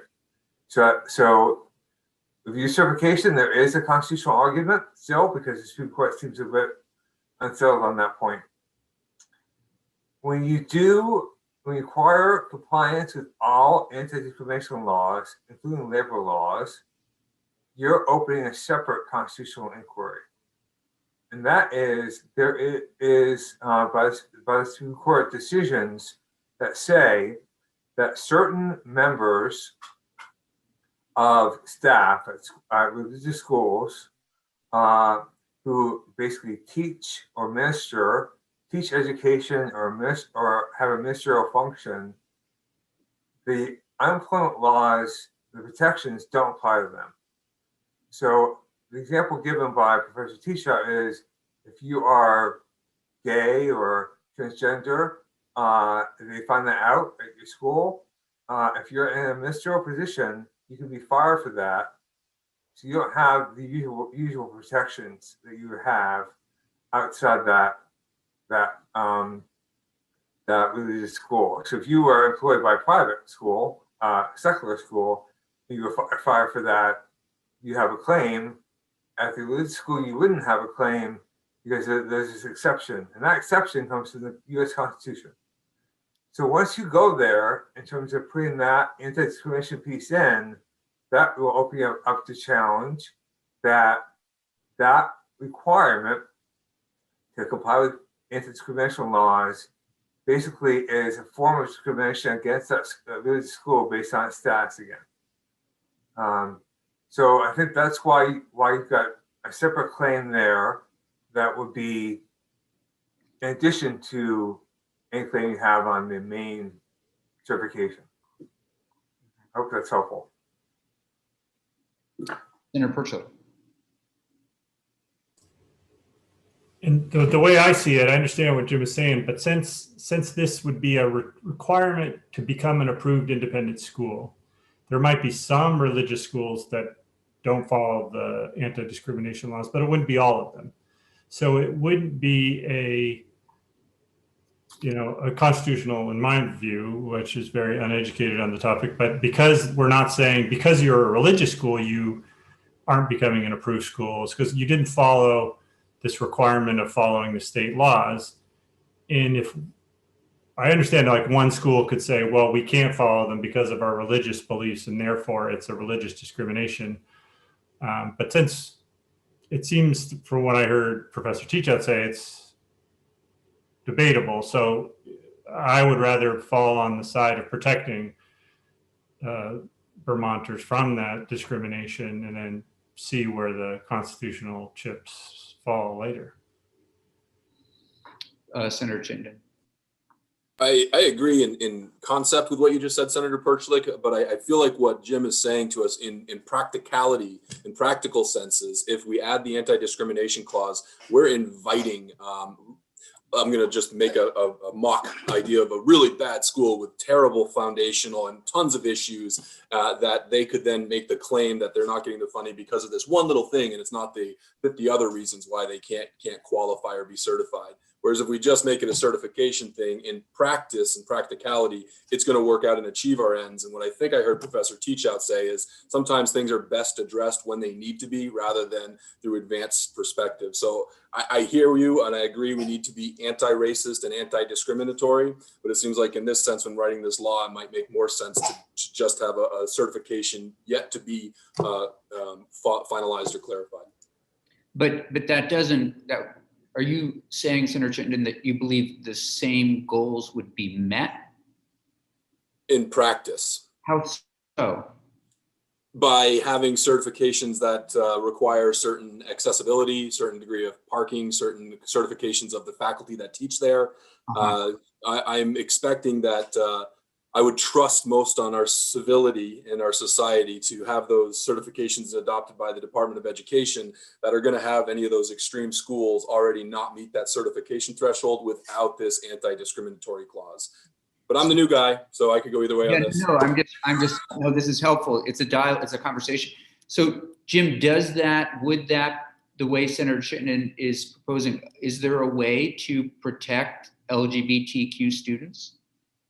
We're not talking about students protection here. We're talking about employee protections, okay? I'm sorry? We're talking about employee protections, okay, not student Are we protections. able to protect the LGBTQ employees as Senator Chittenden puts forward through certification, or does it need to be? I think it's kind of the same thing. I think Okay. whether you require it directly through a law or through a certification or through rules, the substance of it is if you're requiring the business schools to obey federal and state employment laws, okay, then there's an exception that they can't take advantage of, which is in the Constitution. So that raises to me the question, are you then discriminating on those schools based on their status again? So I think that's the issue. I hear the arguments made by Senator Perslick, and I agree, it's not a slam dunk case on either side. I'm just saying it's an additional substantive claim that I think you can expect to see brought in a case. And may I ask, why is it not relevant? I mean, anti-discrimination policies, why are we not talking about students? For example, could a transgender student be turned down from a religious institution? Could Rice say we're not going to admit a transgender student? I don't think so, because Rice, Vermont High School, and Burton are both places of public accommodation, and therefore, I believe they are subject to all of the requirements as a public accommodation, which bars discrimination based on all those categories of people that you're serving. So I don't think this is an issue around students. I think it's an issue around employment law of staff. Yeah. And I'm not the expert in this area, I'll have to say. I have researched it some, but you might want further testimony about, I mean, we have people in the ACLU and we got people in the anti-discrimination world who can have testify about how these laws work more, if you want. No, it's a great conversation, very helpful. I appreciate everybody's questions and comments. Any other questions or comments at this point? It sounds like we should table it for now, let people think about it. Senator Terenzini has his hand up. Oh, I'm sorry, Senator Terenzini. I apologize. That's all right. Thank you, Senator Campion. To go along with Senator Campion's last question for Jim, and maybe you answered it already, but I'm thinking like Rice, MSJ, Burton, but then some of these, I don't know how you would define it, but a real like area Christian school that you are sent, you need a letter from your church, for example, as a student to get enrolled there and so on. Would a school like that have the ability to say yes or no based on sexual orientation or whatever else? Again, if it's a place of public accommodation, I'm not sure the facts you gave me, I'm not sure how they fit that exactly, because you mentioned a letter in a church, but if it's a place of public accommodation, I believe it has to comply with all those laws around not discriminating against marginalized groups, people of color, people who are based on gender, or all that stuff. So I think the answer to your question is those rules would apply, but I would love to have that confirmed by somebody who knows more about this than me. Thank you, Jim. Senator Perkshire, I just saw you unmuted. Did you have a question? I was just going to say that to Senator Terenzini's question is, if the school is accepting public money, then I think what Jim was saying would apply. But like in my district, I have several Christian schools that are just private Christian schools that don't take public money. So they can do whatever they want because they're a private school. So Right. it wouldn't apply to them, I would assume. I'm not sure about that in terms of not admitting a student based upon the fact that that student is gay. I'm not sure they can do that. But Senator Perkshire, yeah. I'm sorry, go ahead, Senator Terenzini. no, I was going to say thank you, Senator Perkshire. You cleaned up my question beautifully. That was way smoother than how I just said it. So thank you for that. Senator Lyon. So just going along with the comment that Jim made, the Equal Protection Clause under the Constitution might have something to say about the discrimination that would be seen in a purely religious environment, the schools that we've been talking about now. And that's a question, really, I guess. I'm not sure I can answer that question. The Equal Protection Clause applies to government and to private businesses that are places of public accommodation, right? So again, it goes back to that same question I've been talking about. And maybe we can get somebody from the Human Rights Commission or somebody in here to talk about how those laws apply. Okay. Thank you. Anything else? All right, so let's take 15 minutes. We'll return at 3:30, and Jim will still be with us to take us through a proposal with regard to literacy, and so have a good break. Thank you.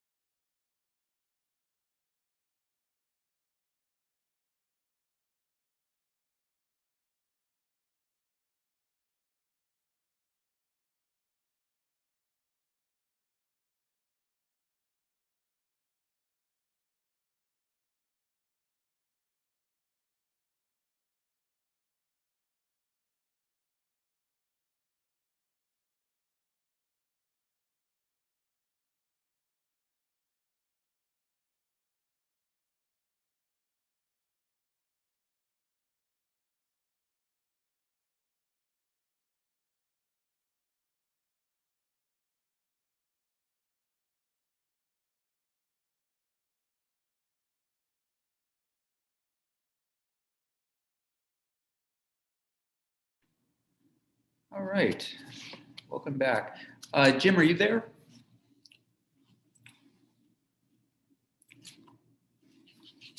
I am here. I'm just trying to get myself Okay. there. I wanted to just, if I could, Sarah Campion, just for a second. Sure. I did pull up the Anti-Discrimination Law. I just wanted to read a brief thing, if I could, for you. It defines a place of public accommodation as any school, restaurant, store, establishment, or other facility at which services, facilities, goods, privileges, advantages, benefits, or accommodations are offered to the general public. So include schools. I think the question, though, that the Human Rights Commission hopefully could answer for us is whether a private school is open to the general public. If you think of the controversies around golf courses, private golf courses, which didn't admit Jews or blacks, and basically they said there was a members only club, right? So that's, I think, the conversation that would be useful to have. And if this does not apply to religious schools because they're private, then you might be able to apply this requirement to independent schools because that's not violating the Constitution, I don't think, in the same way it would for employment laws. So we could go further. But first question is, does this apply or not to a private school? Yeah. Thank you for that. Okay. Committee,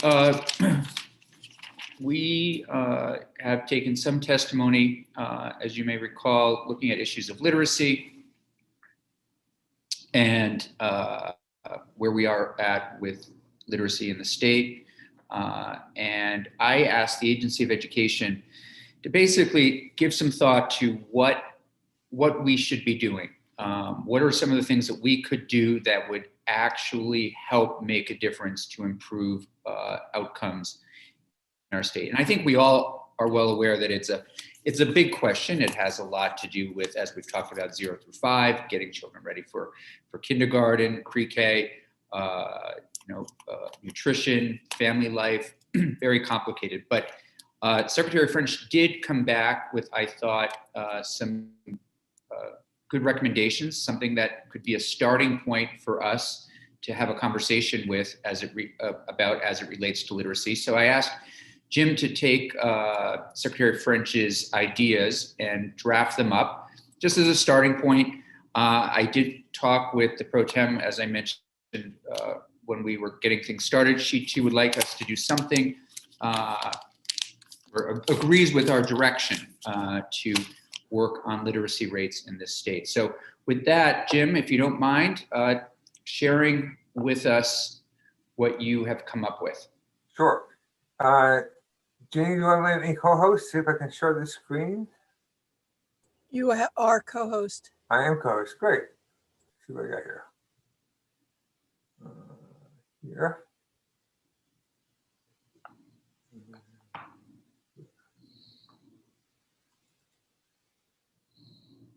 Okay. I have it in front of me. Can you see this? I don't. Yeah, okay, I'm going to bring it over to the screen. Oh, sorry, I didn't hit. Sorry, I know what happened. To share. Oh, that's strange. Okay, try one more time.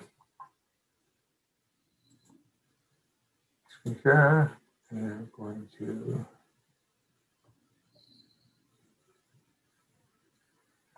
Huh.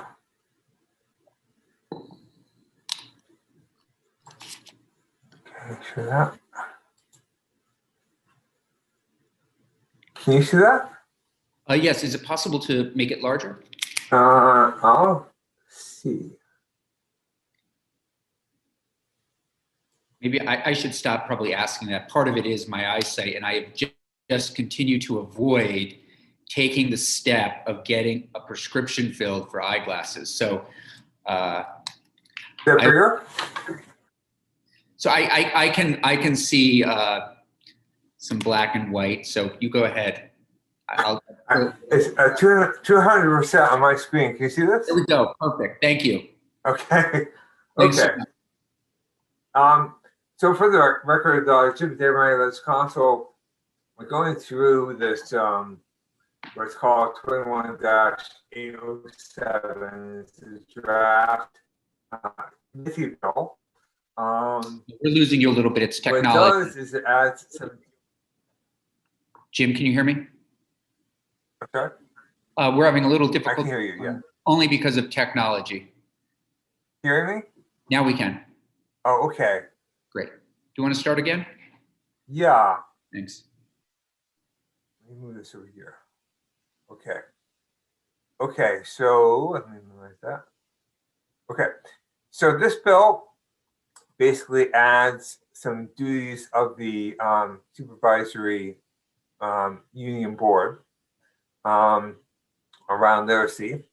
It begins with some findings. I won't read through the findings in detail, but findings center around Act 173 and the DMG report and its findings about best practices to support students who struggle. And it just outlines some of the findings in that report. And then the second theme in the findings is data. And it says that the data shows that from 2016 to 2018, only about 50% of students in grade 3 were proficient in English language arts.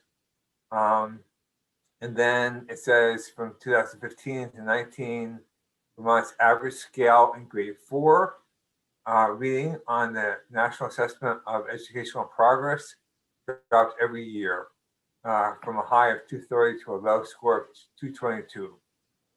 And then the third theme here in the findings is around COVID-19, talking about the adverse effect and the fact that failure to address literacy outcomes now could significantly impact student development for many years to come. That's the framing of it through the findings. The bill language is quite short. It's amending a statute, which is 261A, which outlines the duties of supervisory union boards, and it's adding an additional duty, number 18, and that duty is to have a literacy policy that requires the implementation of a benchmark literacy assessment for all students in pre-K through grade 3, with scores that can be reported as Lexile scores. I'm not sure what that is, but the agency will, to the agency. And B, a process for identifying struggling readers, including students with dyslexia, and a description of the intervention processes dedicated to addressing the needs of these students. And the policy has to also, the board has to formally review and publish an annual monitoring report on student literacy outcomes. So that's what the policy would do. So 3 things in this policy. And then 19 is a new duty of the board to conduct an annual evaluation of the superintendent job performance, including whether the goals for improving student literacy outcomes have been met. And then the next section is around teacher preparation programs. It's a piece of session law. And it says on or before December 15th of this year, the AOE shall review teacher prep programs and report to you on to what extent these programs prepare teacher candidates to use science-based literacy materials and programs. And the effective date is on passage.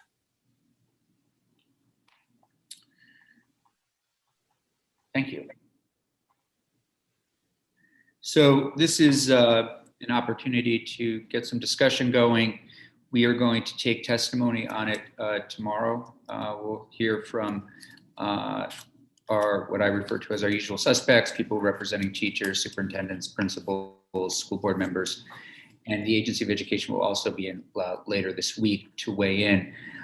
But I mean, in the short of it, it's, I don't know if anybody has any specific questions for Jim before actually I jump in and weigh in a little bit.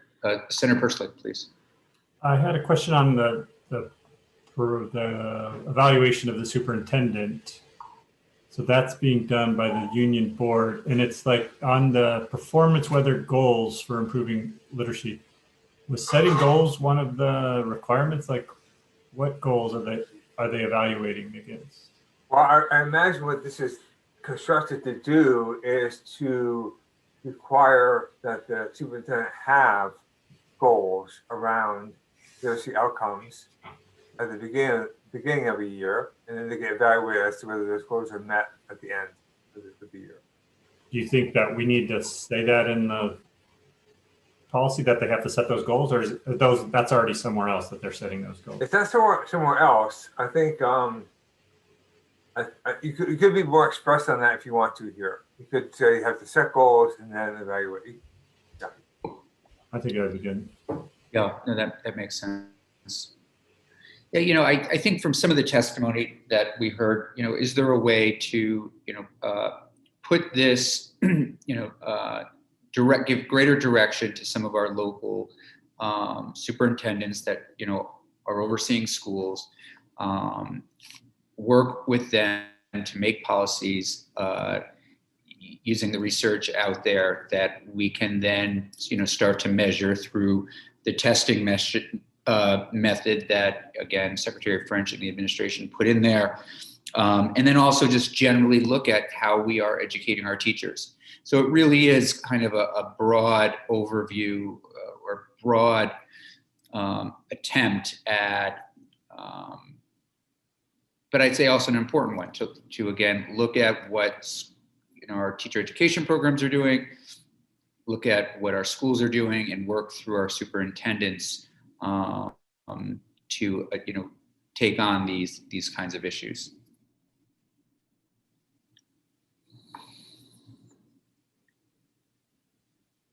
Anything else?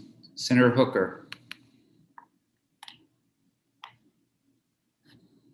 Again, kind of a basic question. So what happens if the report comes back and the goals haven't been met? What happens?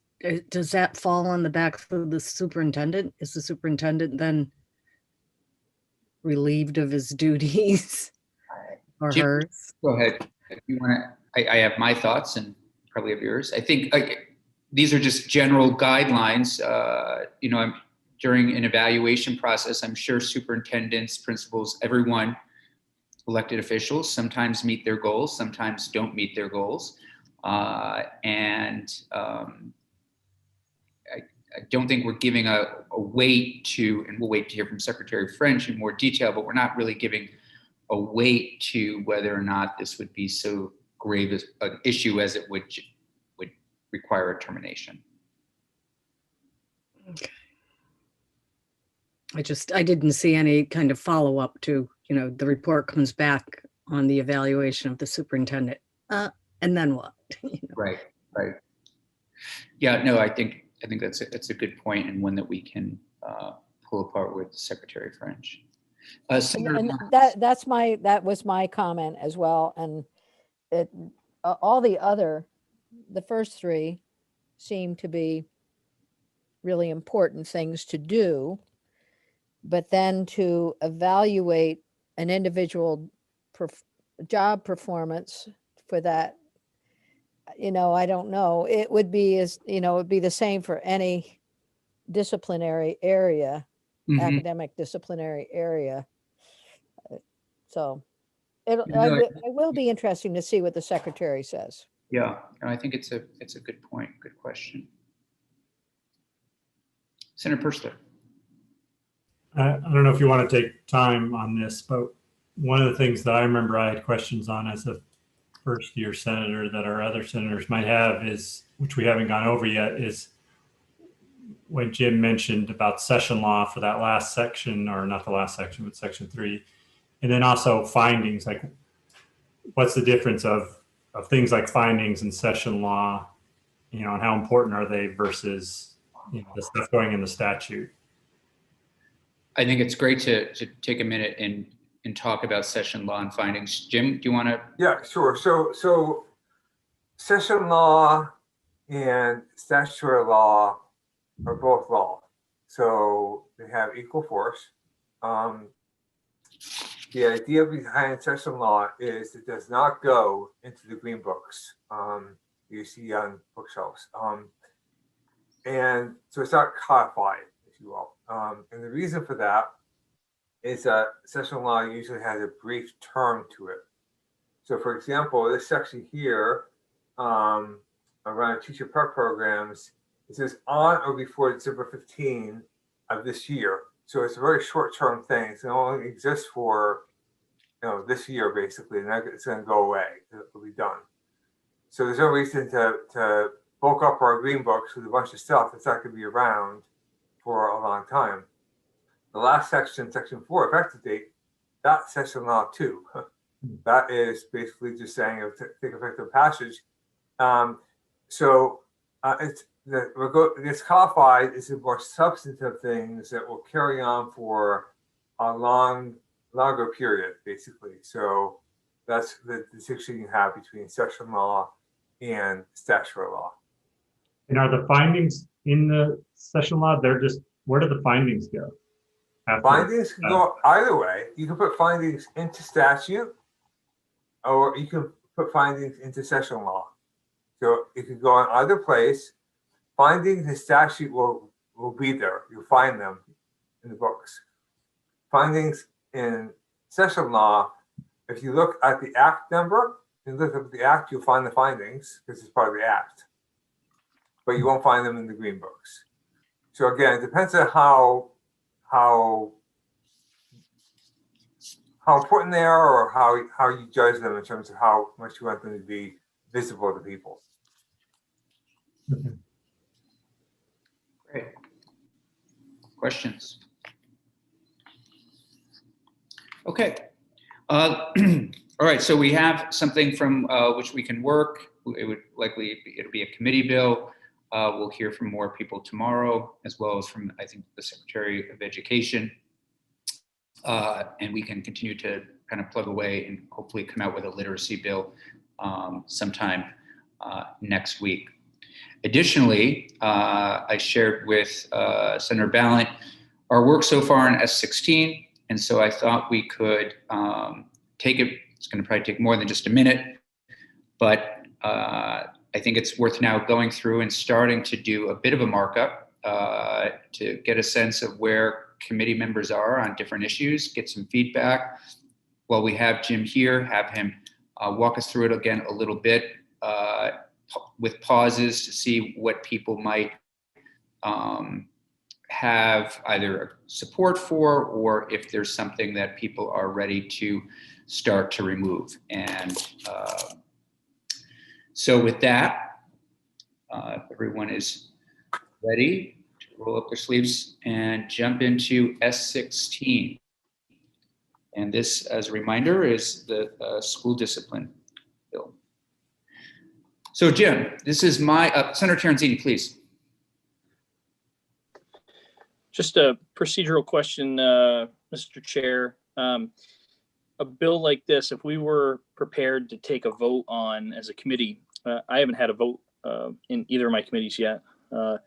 And just wondering, is it something we put on the calendar and there's notice of it? Or if we all decided later in the day, heck, we like how things are, you could call the question and we would vote? Or is there a procedure to it? It's a great question. So my preference is to put it on the calendar. So for example, what I see us hopefully, and this is where it can be tricky, and I think we're all going to try to figure out how we all best will do this together. Some committees do it, differently, but trying to start to build some kind of consensus.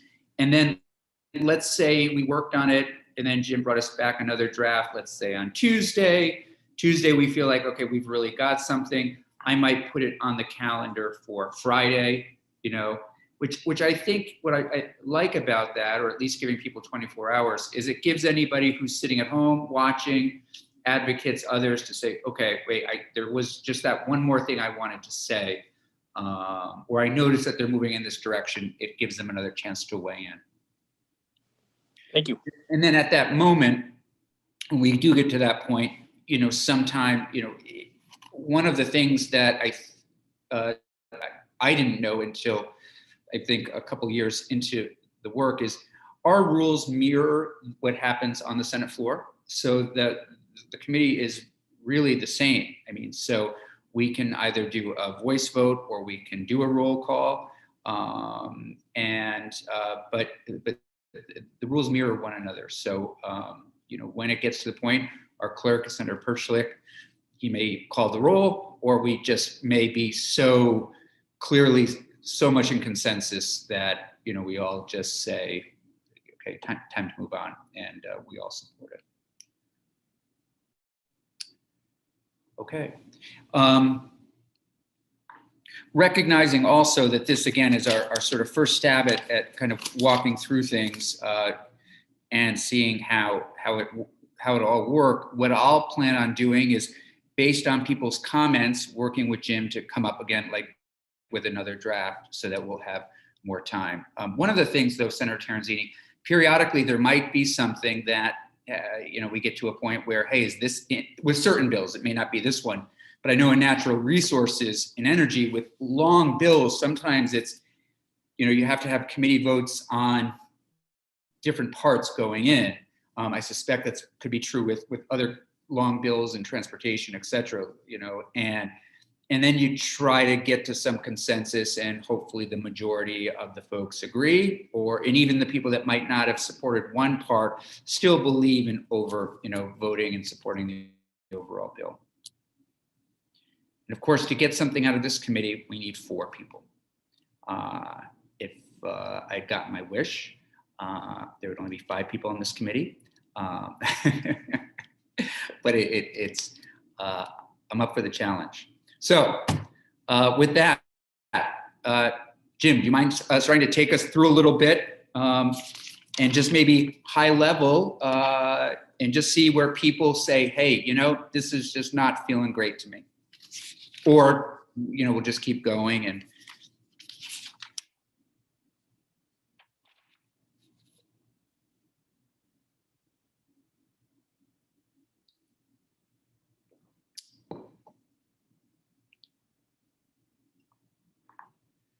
Jim, I'm not sure if you're speaking. We don't hear you if you are. He's muted. Jim's muted.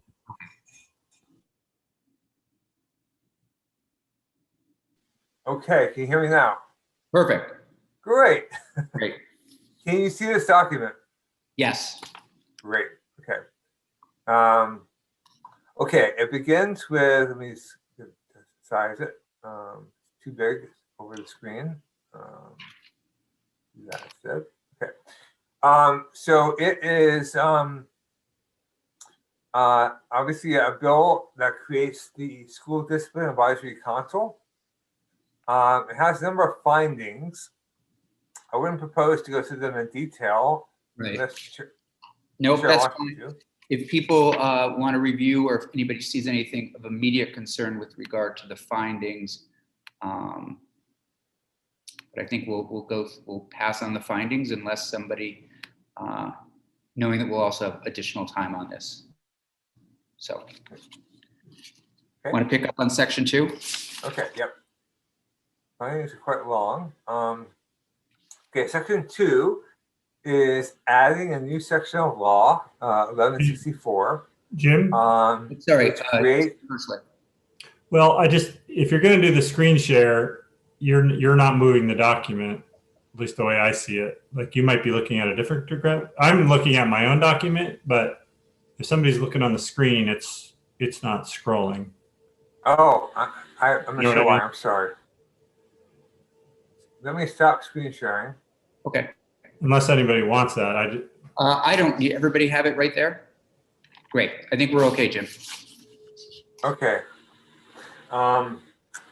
Okay, so section 2 of the document creates, and this is statute, because usually working groups, task forces are session law because they only last for a year or so, 2 years. this is a permanent council. So it's not designed to be temporary.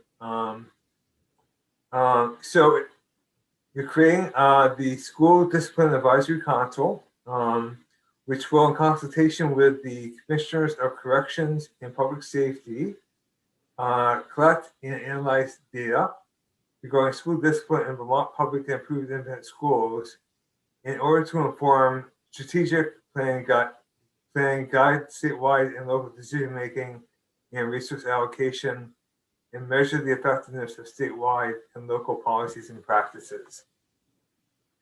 We'll get more into the duties of this council as we go.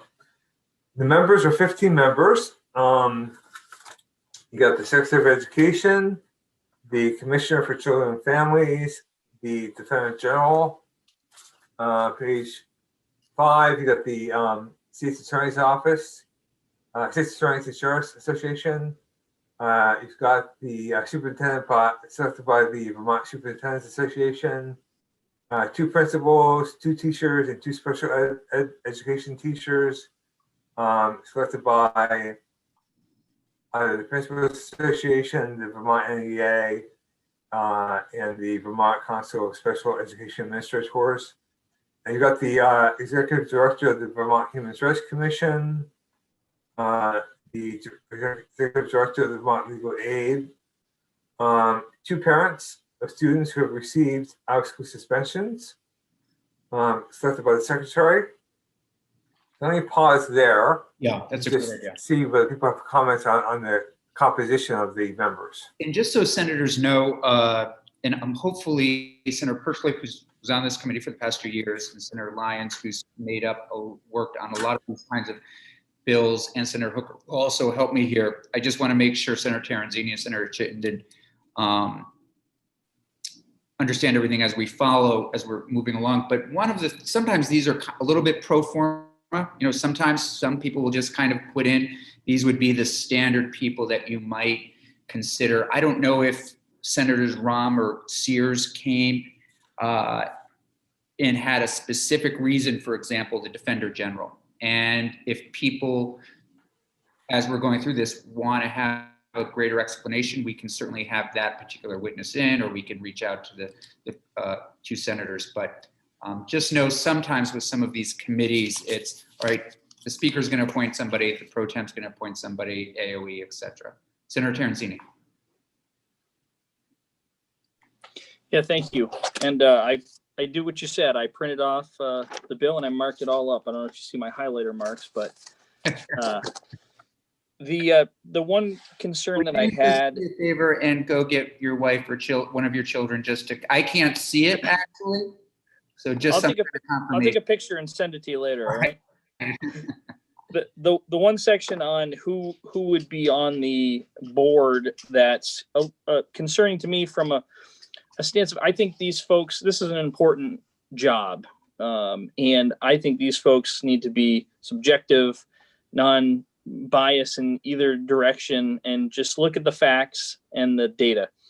I don't see value in having 2 parents of Vermont students who have received out-of-school suspensions serving on this committee, quite frankly, because I think that in many cases, they could be jaded that their children did get suspended, and I just don't see the value in what they're going to bring to the table.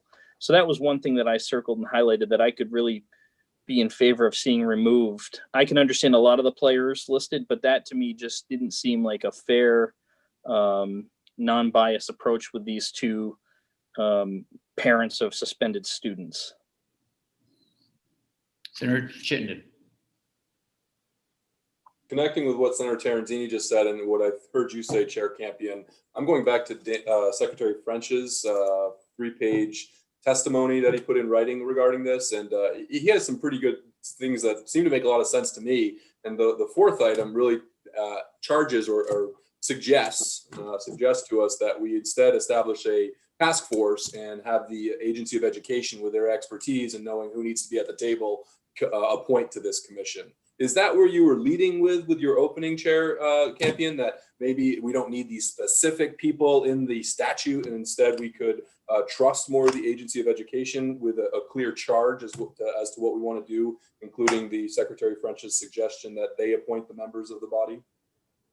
I think we could go one of two ways. We could, and Jim, correct me if I'm wrong, we could charge the agency of education in some ways to create a task force or work within what they already have within the agency of education, or we can move in this direction of having this separate council that will do this work. Yeah, you have the choice. I think I'll mention too now, looking at this bill again, I'm not sure why this is designed to be a permanent council, because it's actually got a temporary task, which is only a couple years out. So I think wherever we do, it should be changed to session law and have it be a task force. And you can do it through the agency, or you can do it, you can name the members yourself, but I think the construct of this should change to task force with a 2-year remit. How does everybody feel about that? Senator Lyons?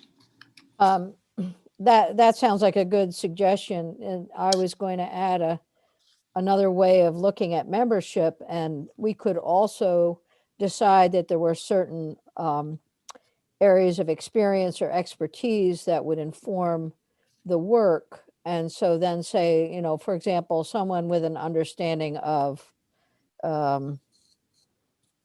discipline at the secondary level, I don't know what it would be, but each one of these people listed brings a certain amount of expertise to the discussion. And to Senator Terenzini's point, rather than say to parents of students who have received an out-of-school suspension, I guess I almost agree with that. But I do think it's good to have people who have experienced the system, and then there must be a better way of wording this, that we could identify someone who has worked within the disciplinary framework in schools, or so I'm just thinking that that's another way of looking at this, because I'll tell you, I'm very concerned about the front load of the Defender General and the State's Attorneys and Sheriffs Association. It's not a very positive statement, so sorry. Before we go to Senator Perschlick, I'm just wondering, Jim, so a task force, if we are, so would we say in the bill that we're asking the agency of education to create this task force, and as Senator Lyons said, within that task force, we hope that the following in general, these are the kinds of people we hope they would consult? Yeah, I'm suggesting framing it as a task force because it has a limited remit. It only has 2 years. It has a very specific function for a duration of 2 years. Yeah. So whether you decide to name the members yourself or have the agency name the members, that's a decision you can make in the context of having a task force. Got it. Yeah. Senator Perschlick? Yeah, I agree with what Senator Lyons was just saying about that subsection A, the creation, like, unless somebody else wants to argue or have the corrections of public safety come in and say if they want to be, I mean, this is in consultation with them, but I just don't see why we're doing that. I would strike that. But I also just have a question about, creating a task force. I think in general, I worry that we create task force for things that the state government should be doing. Yeah. And we just rely on all these people, and we give them whatever $30 for going to a meeting. And I mean, I agreed with Senator Chittenden that I kind of liked the Secretary of Education's approach, saying we're going to do this. We will have a task force that we'll appoint, and we'll work on it with them, because we do want to hear different voices, because that just makes it better. But you're not setting up a whole legislative task force, because I think sometimes it's overused as a way just of getting out of doing the work that we should be doing. And since the agency supports it and they want to do this work, I'm certainly comfortable with that, Senator Hooker. And I think that, I'm waiting to hear from the agency what happened to the last tranche of data that they've collected, and, what's been done with the recommendations that were brought forth, whether it was from the 2015 study or the 2017 study. And I agree that, to form a task force sort of just for the sake of forming a task force is not something that I think is very productive. So if this work is being done, then I would like to know what's been done with the work and the findings of the past, and what they would anticipate doing with findings that come from expanded work in the future from the department. So for example, just for clarification, so we engage the agency again, say, all right, this is being done, the finding, what sorts of work are you doing? And then after this 2 years, or what exactly would you anticipate doing after that? I mean, based on whatever guidelines or research or data is collected, is that? Yeah, I mein, they have a start. Right. And what's been happening with the stuff that they already have. The one thing that I would say that I'd like to see is a change in what the policies are on why kids are suspended. I mean, I think, as we were told before, if you change what the infractions are that lead to suspension and get rid of the things that are sort of, the cigarettes, for instance, Right. You wouldn't be able to go deer hunting, but to get rid of those minor infractions that have led to suspensions, then that might be a real start for making progress in this situation. Yeah. Senator. Did you say my name? Yeah, and I like the way that Secretary French worded it too, because it's like, make recommendations to end suspensions and expulsions. And what we talked about the other day is like, we don't want to set up another task force to study this issue. Right.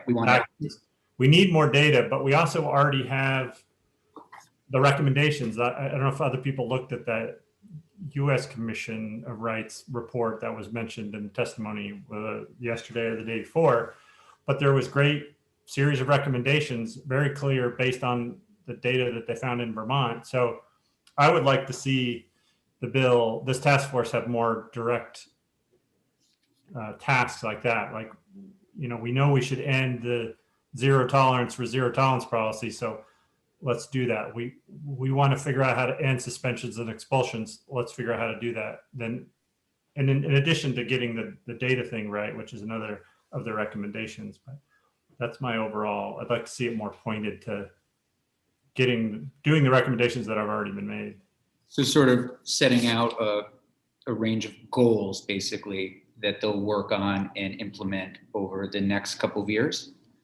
Yeah, I mean, goals seems a little too wishy-washy. I guess I'd want to say, here are these recommendations, Yeah. We want, from what I've read, I'm okay saying we want to make a recommendation on ending suspensions and expulsions, except for the most serious behaviors. How are we going to do that, instead of like, should we end expulsions? Right. Senator Chittenden. So, Senator Perchlik, so are you looking at page 3 of Secretary French's testimony? Okay, because he spells things out, and what you were just describing is what I'm seeing there, and it seems the clarity that I'm looking for as to what we would charge them to do. I don't know if you've all seen that, but if you look at the witnesses, page 4, the task force seems to, I'm completely in line, and I agree with everything Senator Perchlik just said, and it's right there too. I just think there's some additional ones that from recommendations from those other reports, the kicked out report and the human rights report, that we could add to that. Great. So Senator Lyons, please. yeah, no, so it's more like identifying best practices and programs that will eliminate the need for expulsions and suspension. So that means that districts around the state would probably be engaged, because there are some where the data shows that they have a greater success as keeping kids in school. Right. So, yeah, so I agree with what you're saying. And, Please. and I just want to make sure that the thing that is ongoing about this is the collection of data at the agency. Yeah. So that's a great point. So Jim, with regard to this being a 2-year task force, I mean, do we need to put language in there that we want this data collected, that this is going to be ongoing? We need to do anything like that? Well, if it's a 2-year task force, then of course its function will end in 2 years. So right now it's set up that the task force has to give a report to you guys, on before January 15th of next year.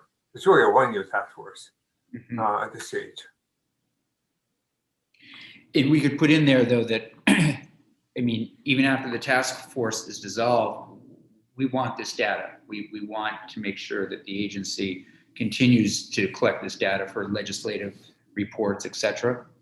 Yeah, you could impose an obligation on the agency separately to continue to collect and provide this data. Yeah. Senator Lyons? Well, and I was also thinking that if you had the task force, the first year do what's here, the second year do sort of a mini evaluation of whether or not some of the recommendations have been implemented, and understanding that 1 year may not be sufficient to see good, outcomes that in the right direction, but to get a sense of what schools are doing for improvement.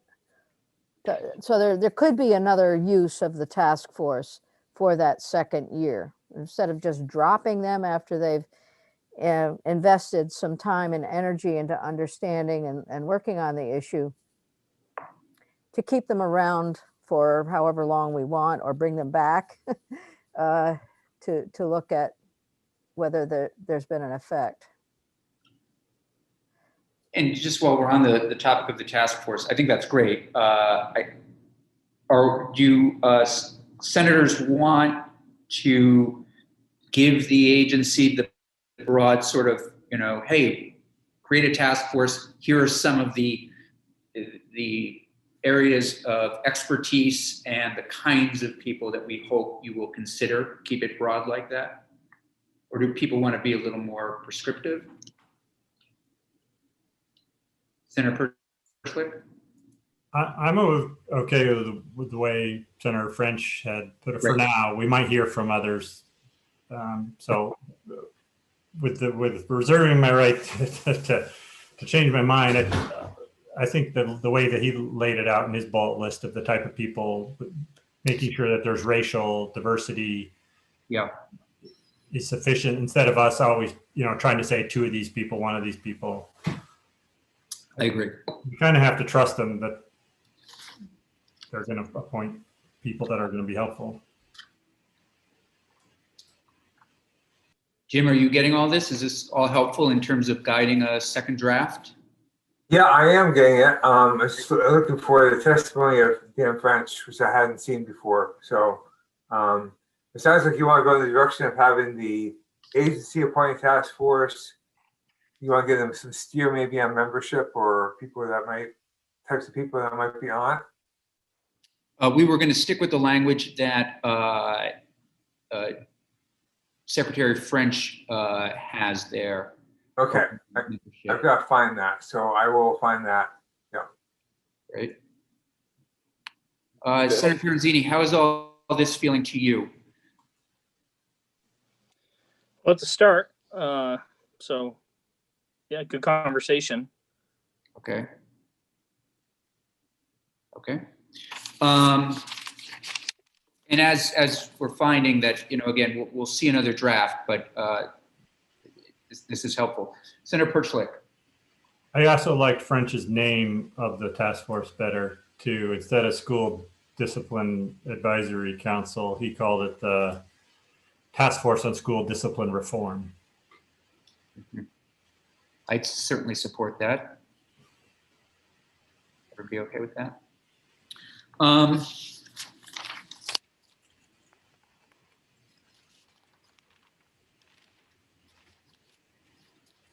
So Jim, I think that gets us to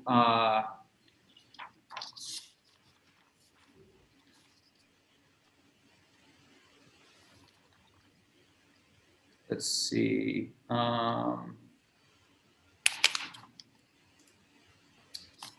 Page 6 of my copy around powers and duties of the task force. Right. So Dan French has a list in his testimony I'm seeing, which will be different than what you're seeing here. So do you want to go through what he recommends or what this recommends? I don't have that page. Let me pull that up. Let's give everybody a minute. For some reason, I don't see that. Mr. Campion, I dropped the link to the Secretary French's testimony in the chat, if that helps at all. Oh, great, thanks. Yeah, I have the same thing, but I just, for some reason, don't have that page.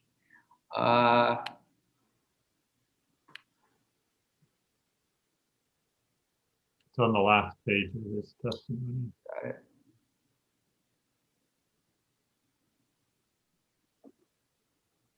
So are we looking specifically now at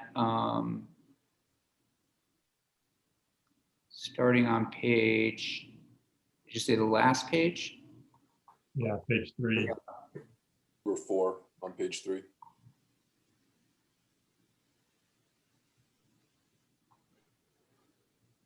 Yes, specific language proposed for in items 1, 2, and 3 that our conversation hasn't gone there yet, but I think it's worth discussing as well.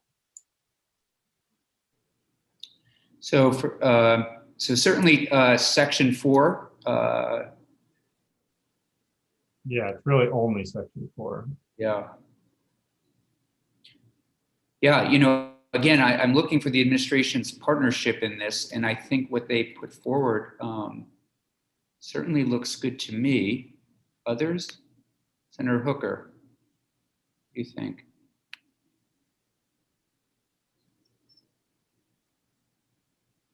You're still muted, Senator Hooker.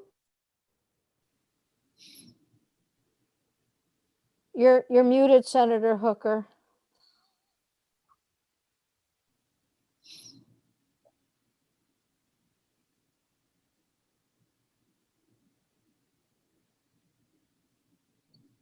I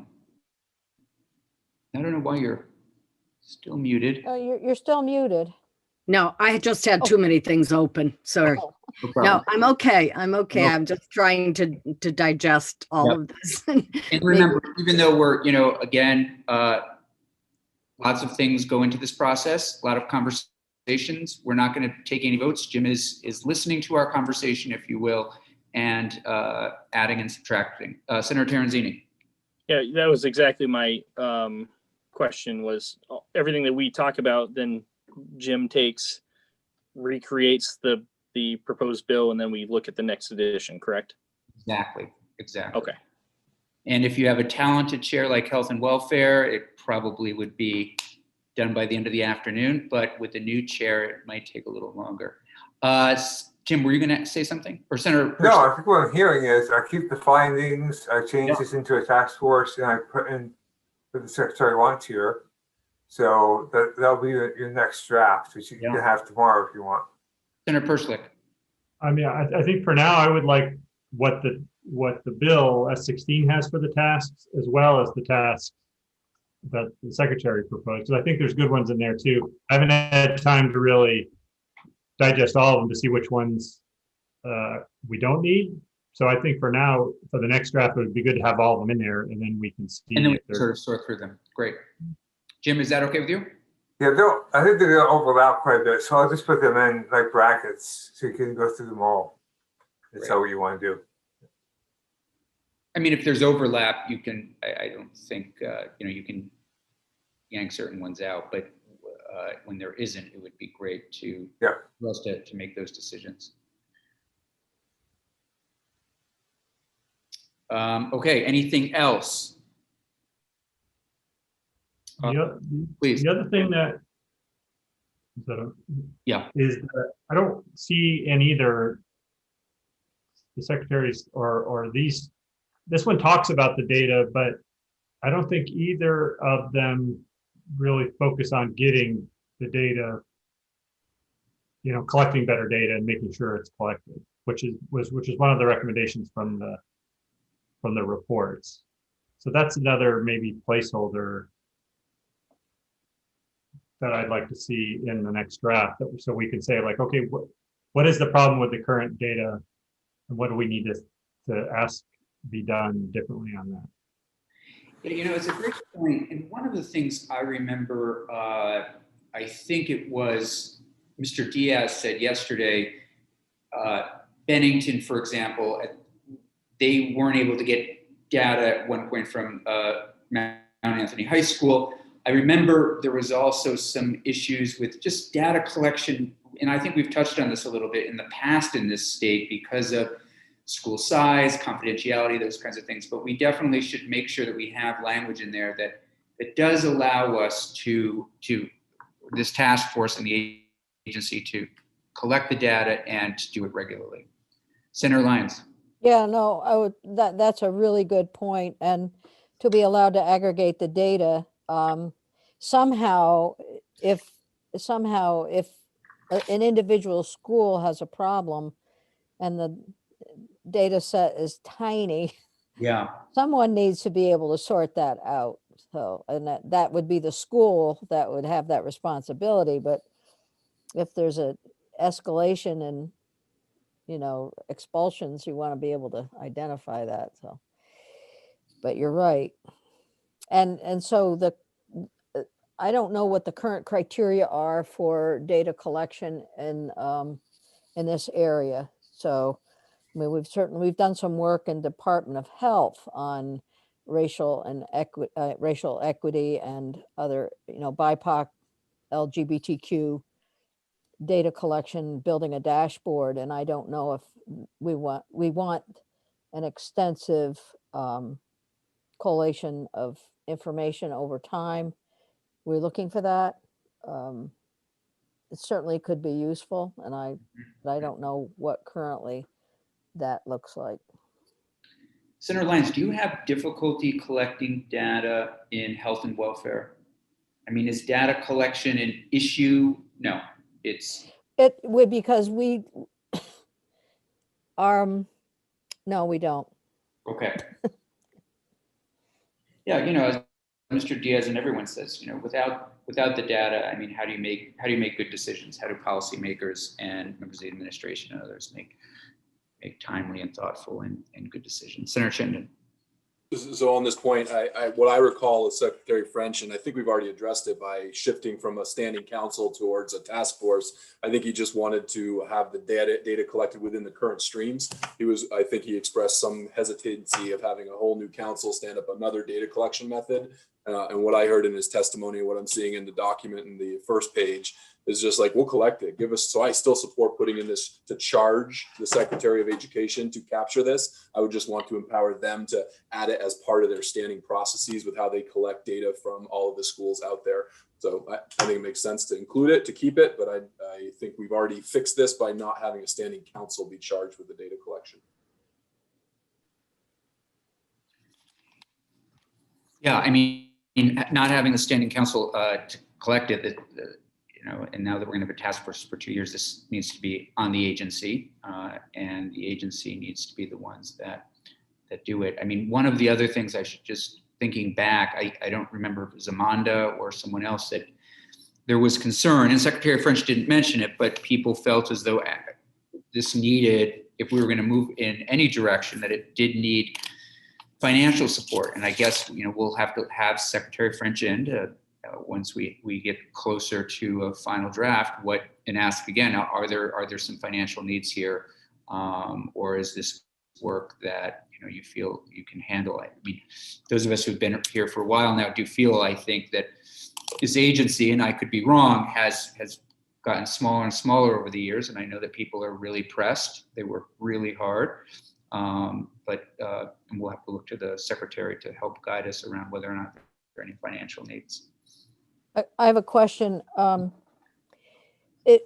We have in the Department of Health what's known as a youth risk behavior survey, and so data is collected about issues related to youth behaviors and when there are problems. So in an attempt to look at where we need to put efforts on prevention, and I honestly I can't remember whether or not information about suspensions is in there. But I'm wondering if there's a link to be made between AOE and DOH, Department of Health, Agency of Education, that youth risk behavior survey could inform the data collection or help with that data collection. I can't answer that question. That's a question for those two agencies, but so just a thought there, because there's a lot of information and data.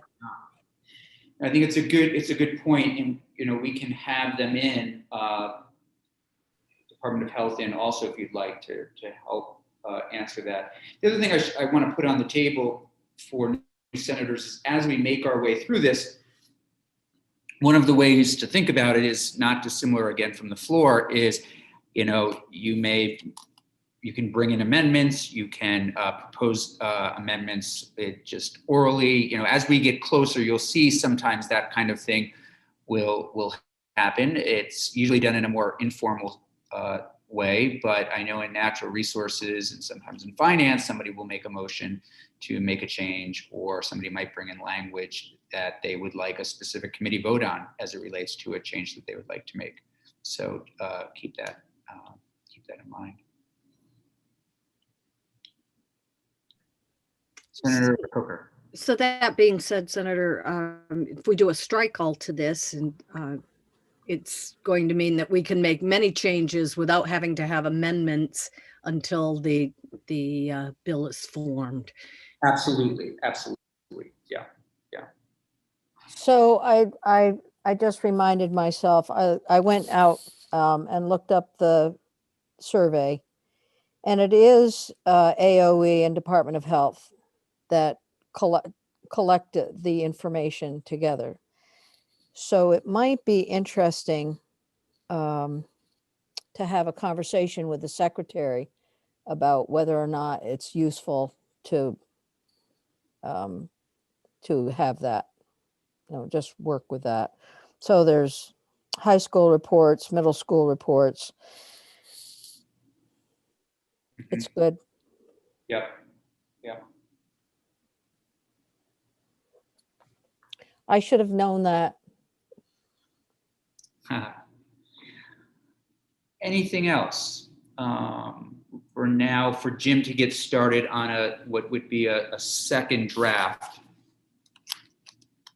I mean, there are a lot of moving parts here, and I think a second draft is going to certainly help focus us and get down to some of the deeper questions. And just for new members, this really isn't a bill. This is just practice. We just thought we'd take you through. There's really no S16. Just an opportunity to work through the process. Jim's not even laughing anymore. Jim's get me out of there.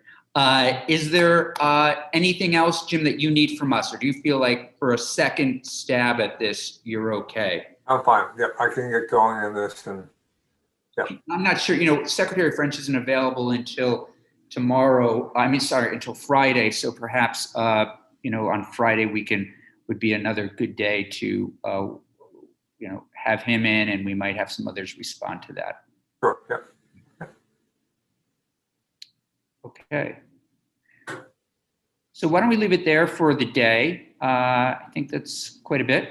We can continue this and we can look at VSAC things going forward. I feel like we're in pretty good shape in terms of moving things along on this and a few other bills. We'll dig more into literacy, VSAC. I asked Jim, we may do it tomorrow if he's available, take us through the questions or the proposal that VSAC put on the table, and we can weigh in and sort of build off of that based on some of the ideas from other people on this committee, as well as the other bills that are in. And again, from the Pro Tem's office, I think there's general interest in, giving relief to students out there. And I believe, I don't remember when I have them coming in, might not be until, I'm sorry, I don't remember, but the McClure Foundation is also going to be coming in and just talking about, again, how transformative their grant was, and some of the information that they've now gleaned from having done that, some of the experiences students have had, et cetera. Senator Perschler. Do you picture that bill being another committee bill or taking one of the kind of higher education bills we have on the wall as a vehicle, or doesn't matter at this point? I could do it either way. Yep, I could do it either way. Yeah. So. Okay, should we leave it there? Okay, thanks everybody. I thought that was a first time, very smooth, very fluid, very cooperative. Great. Thank you all. Have a good evening. Bye. Thanks. Bye-bye. Live.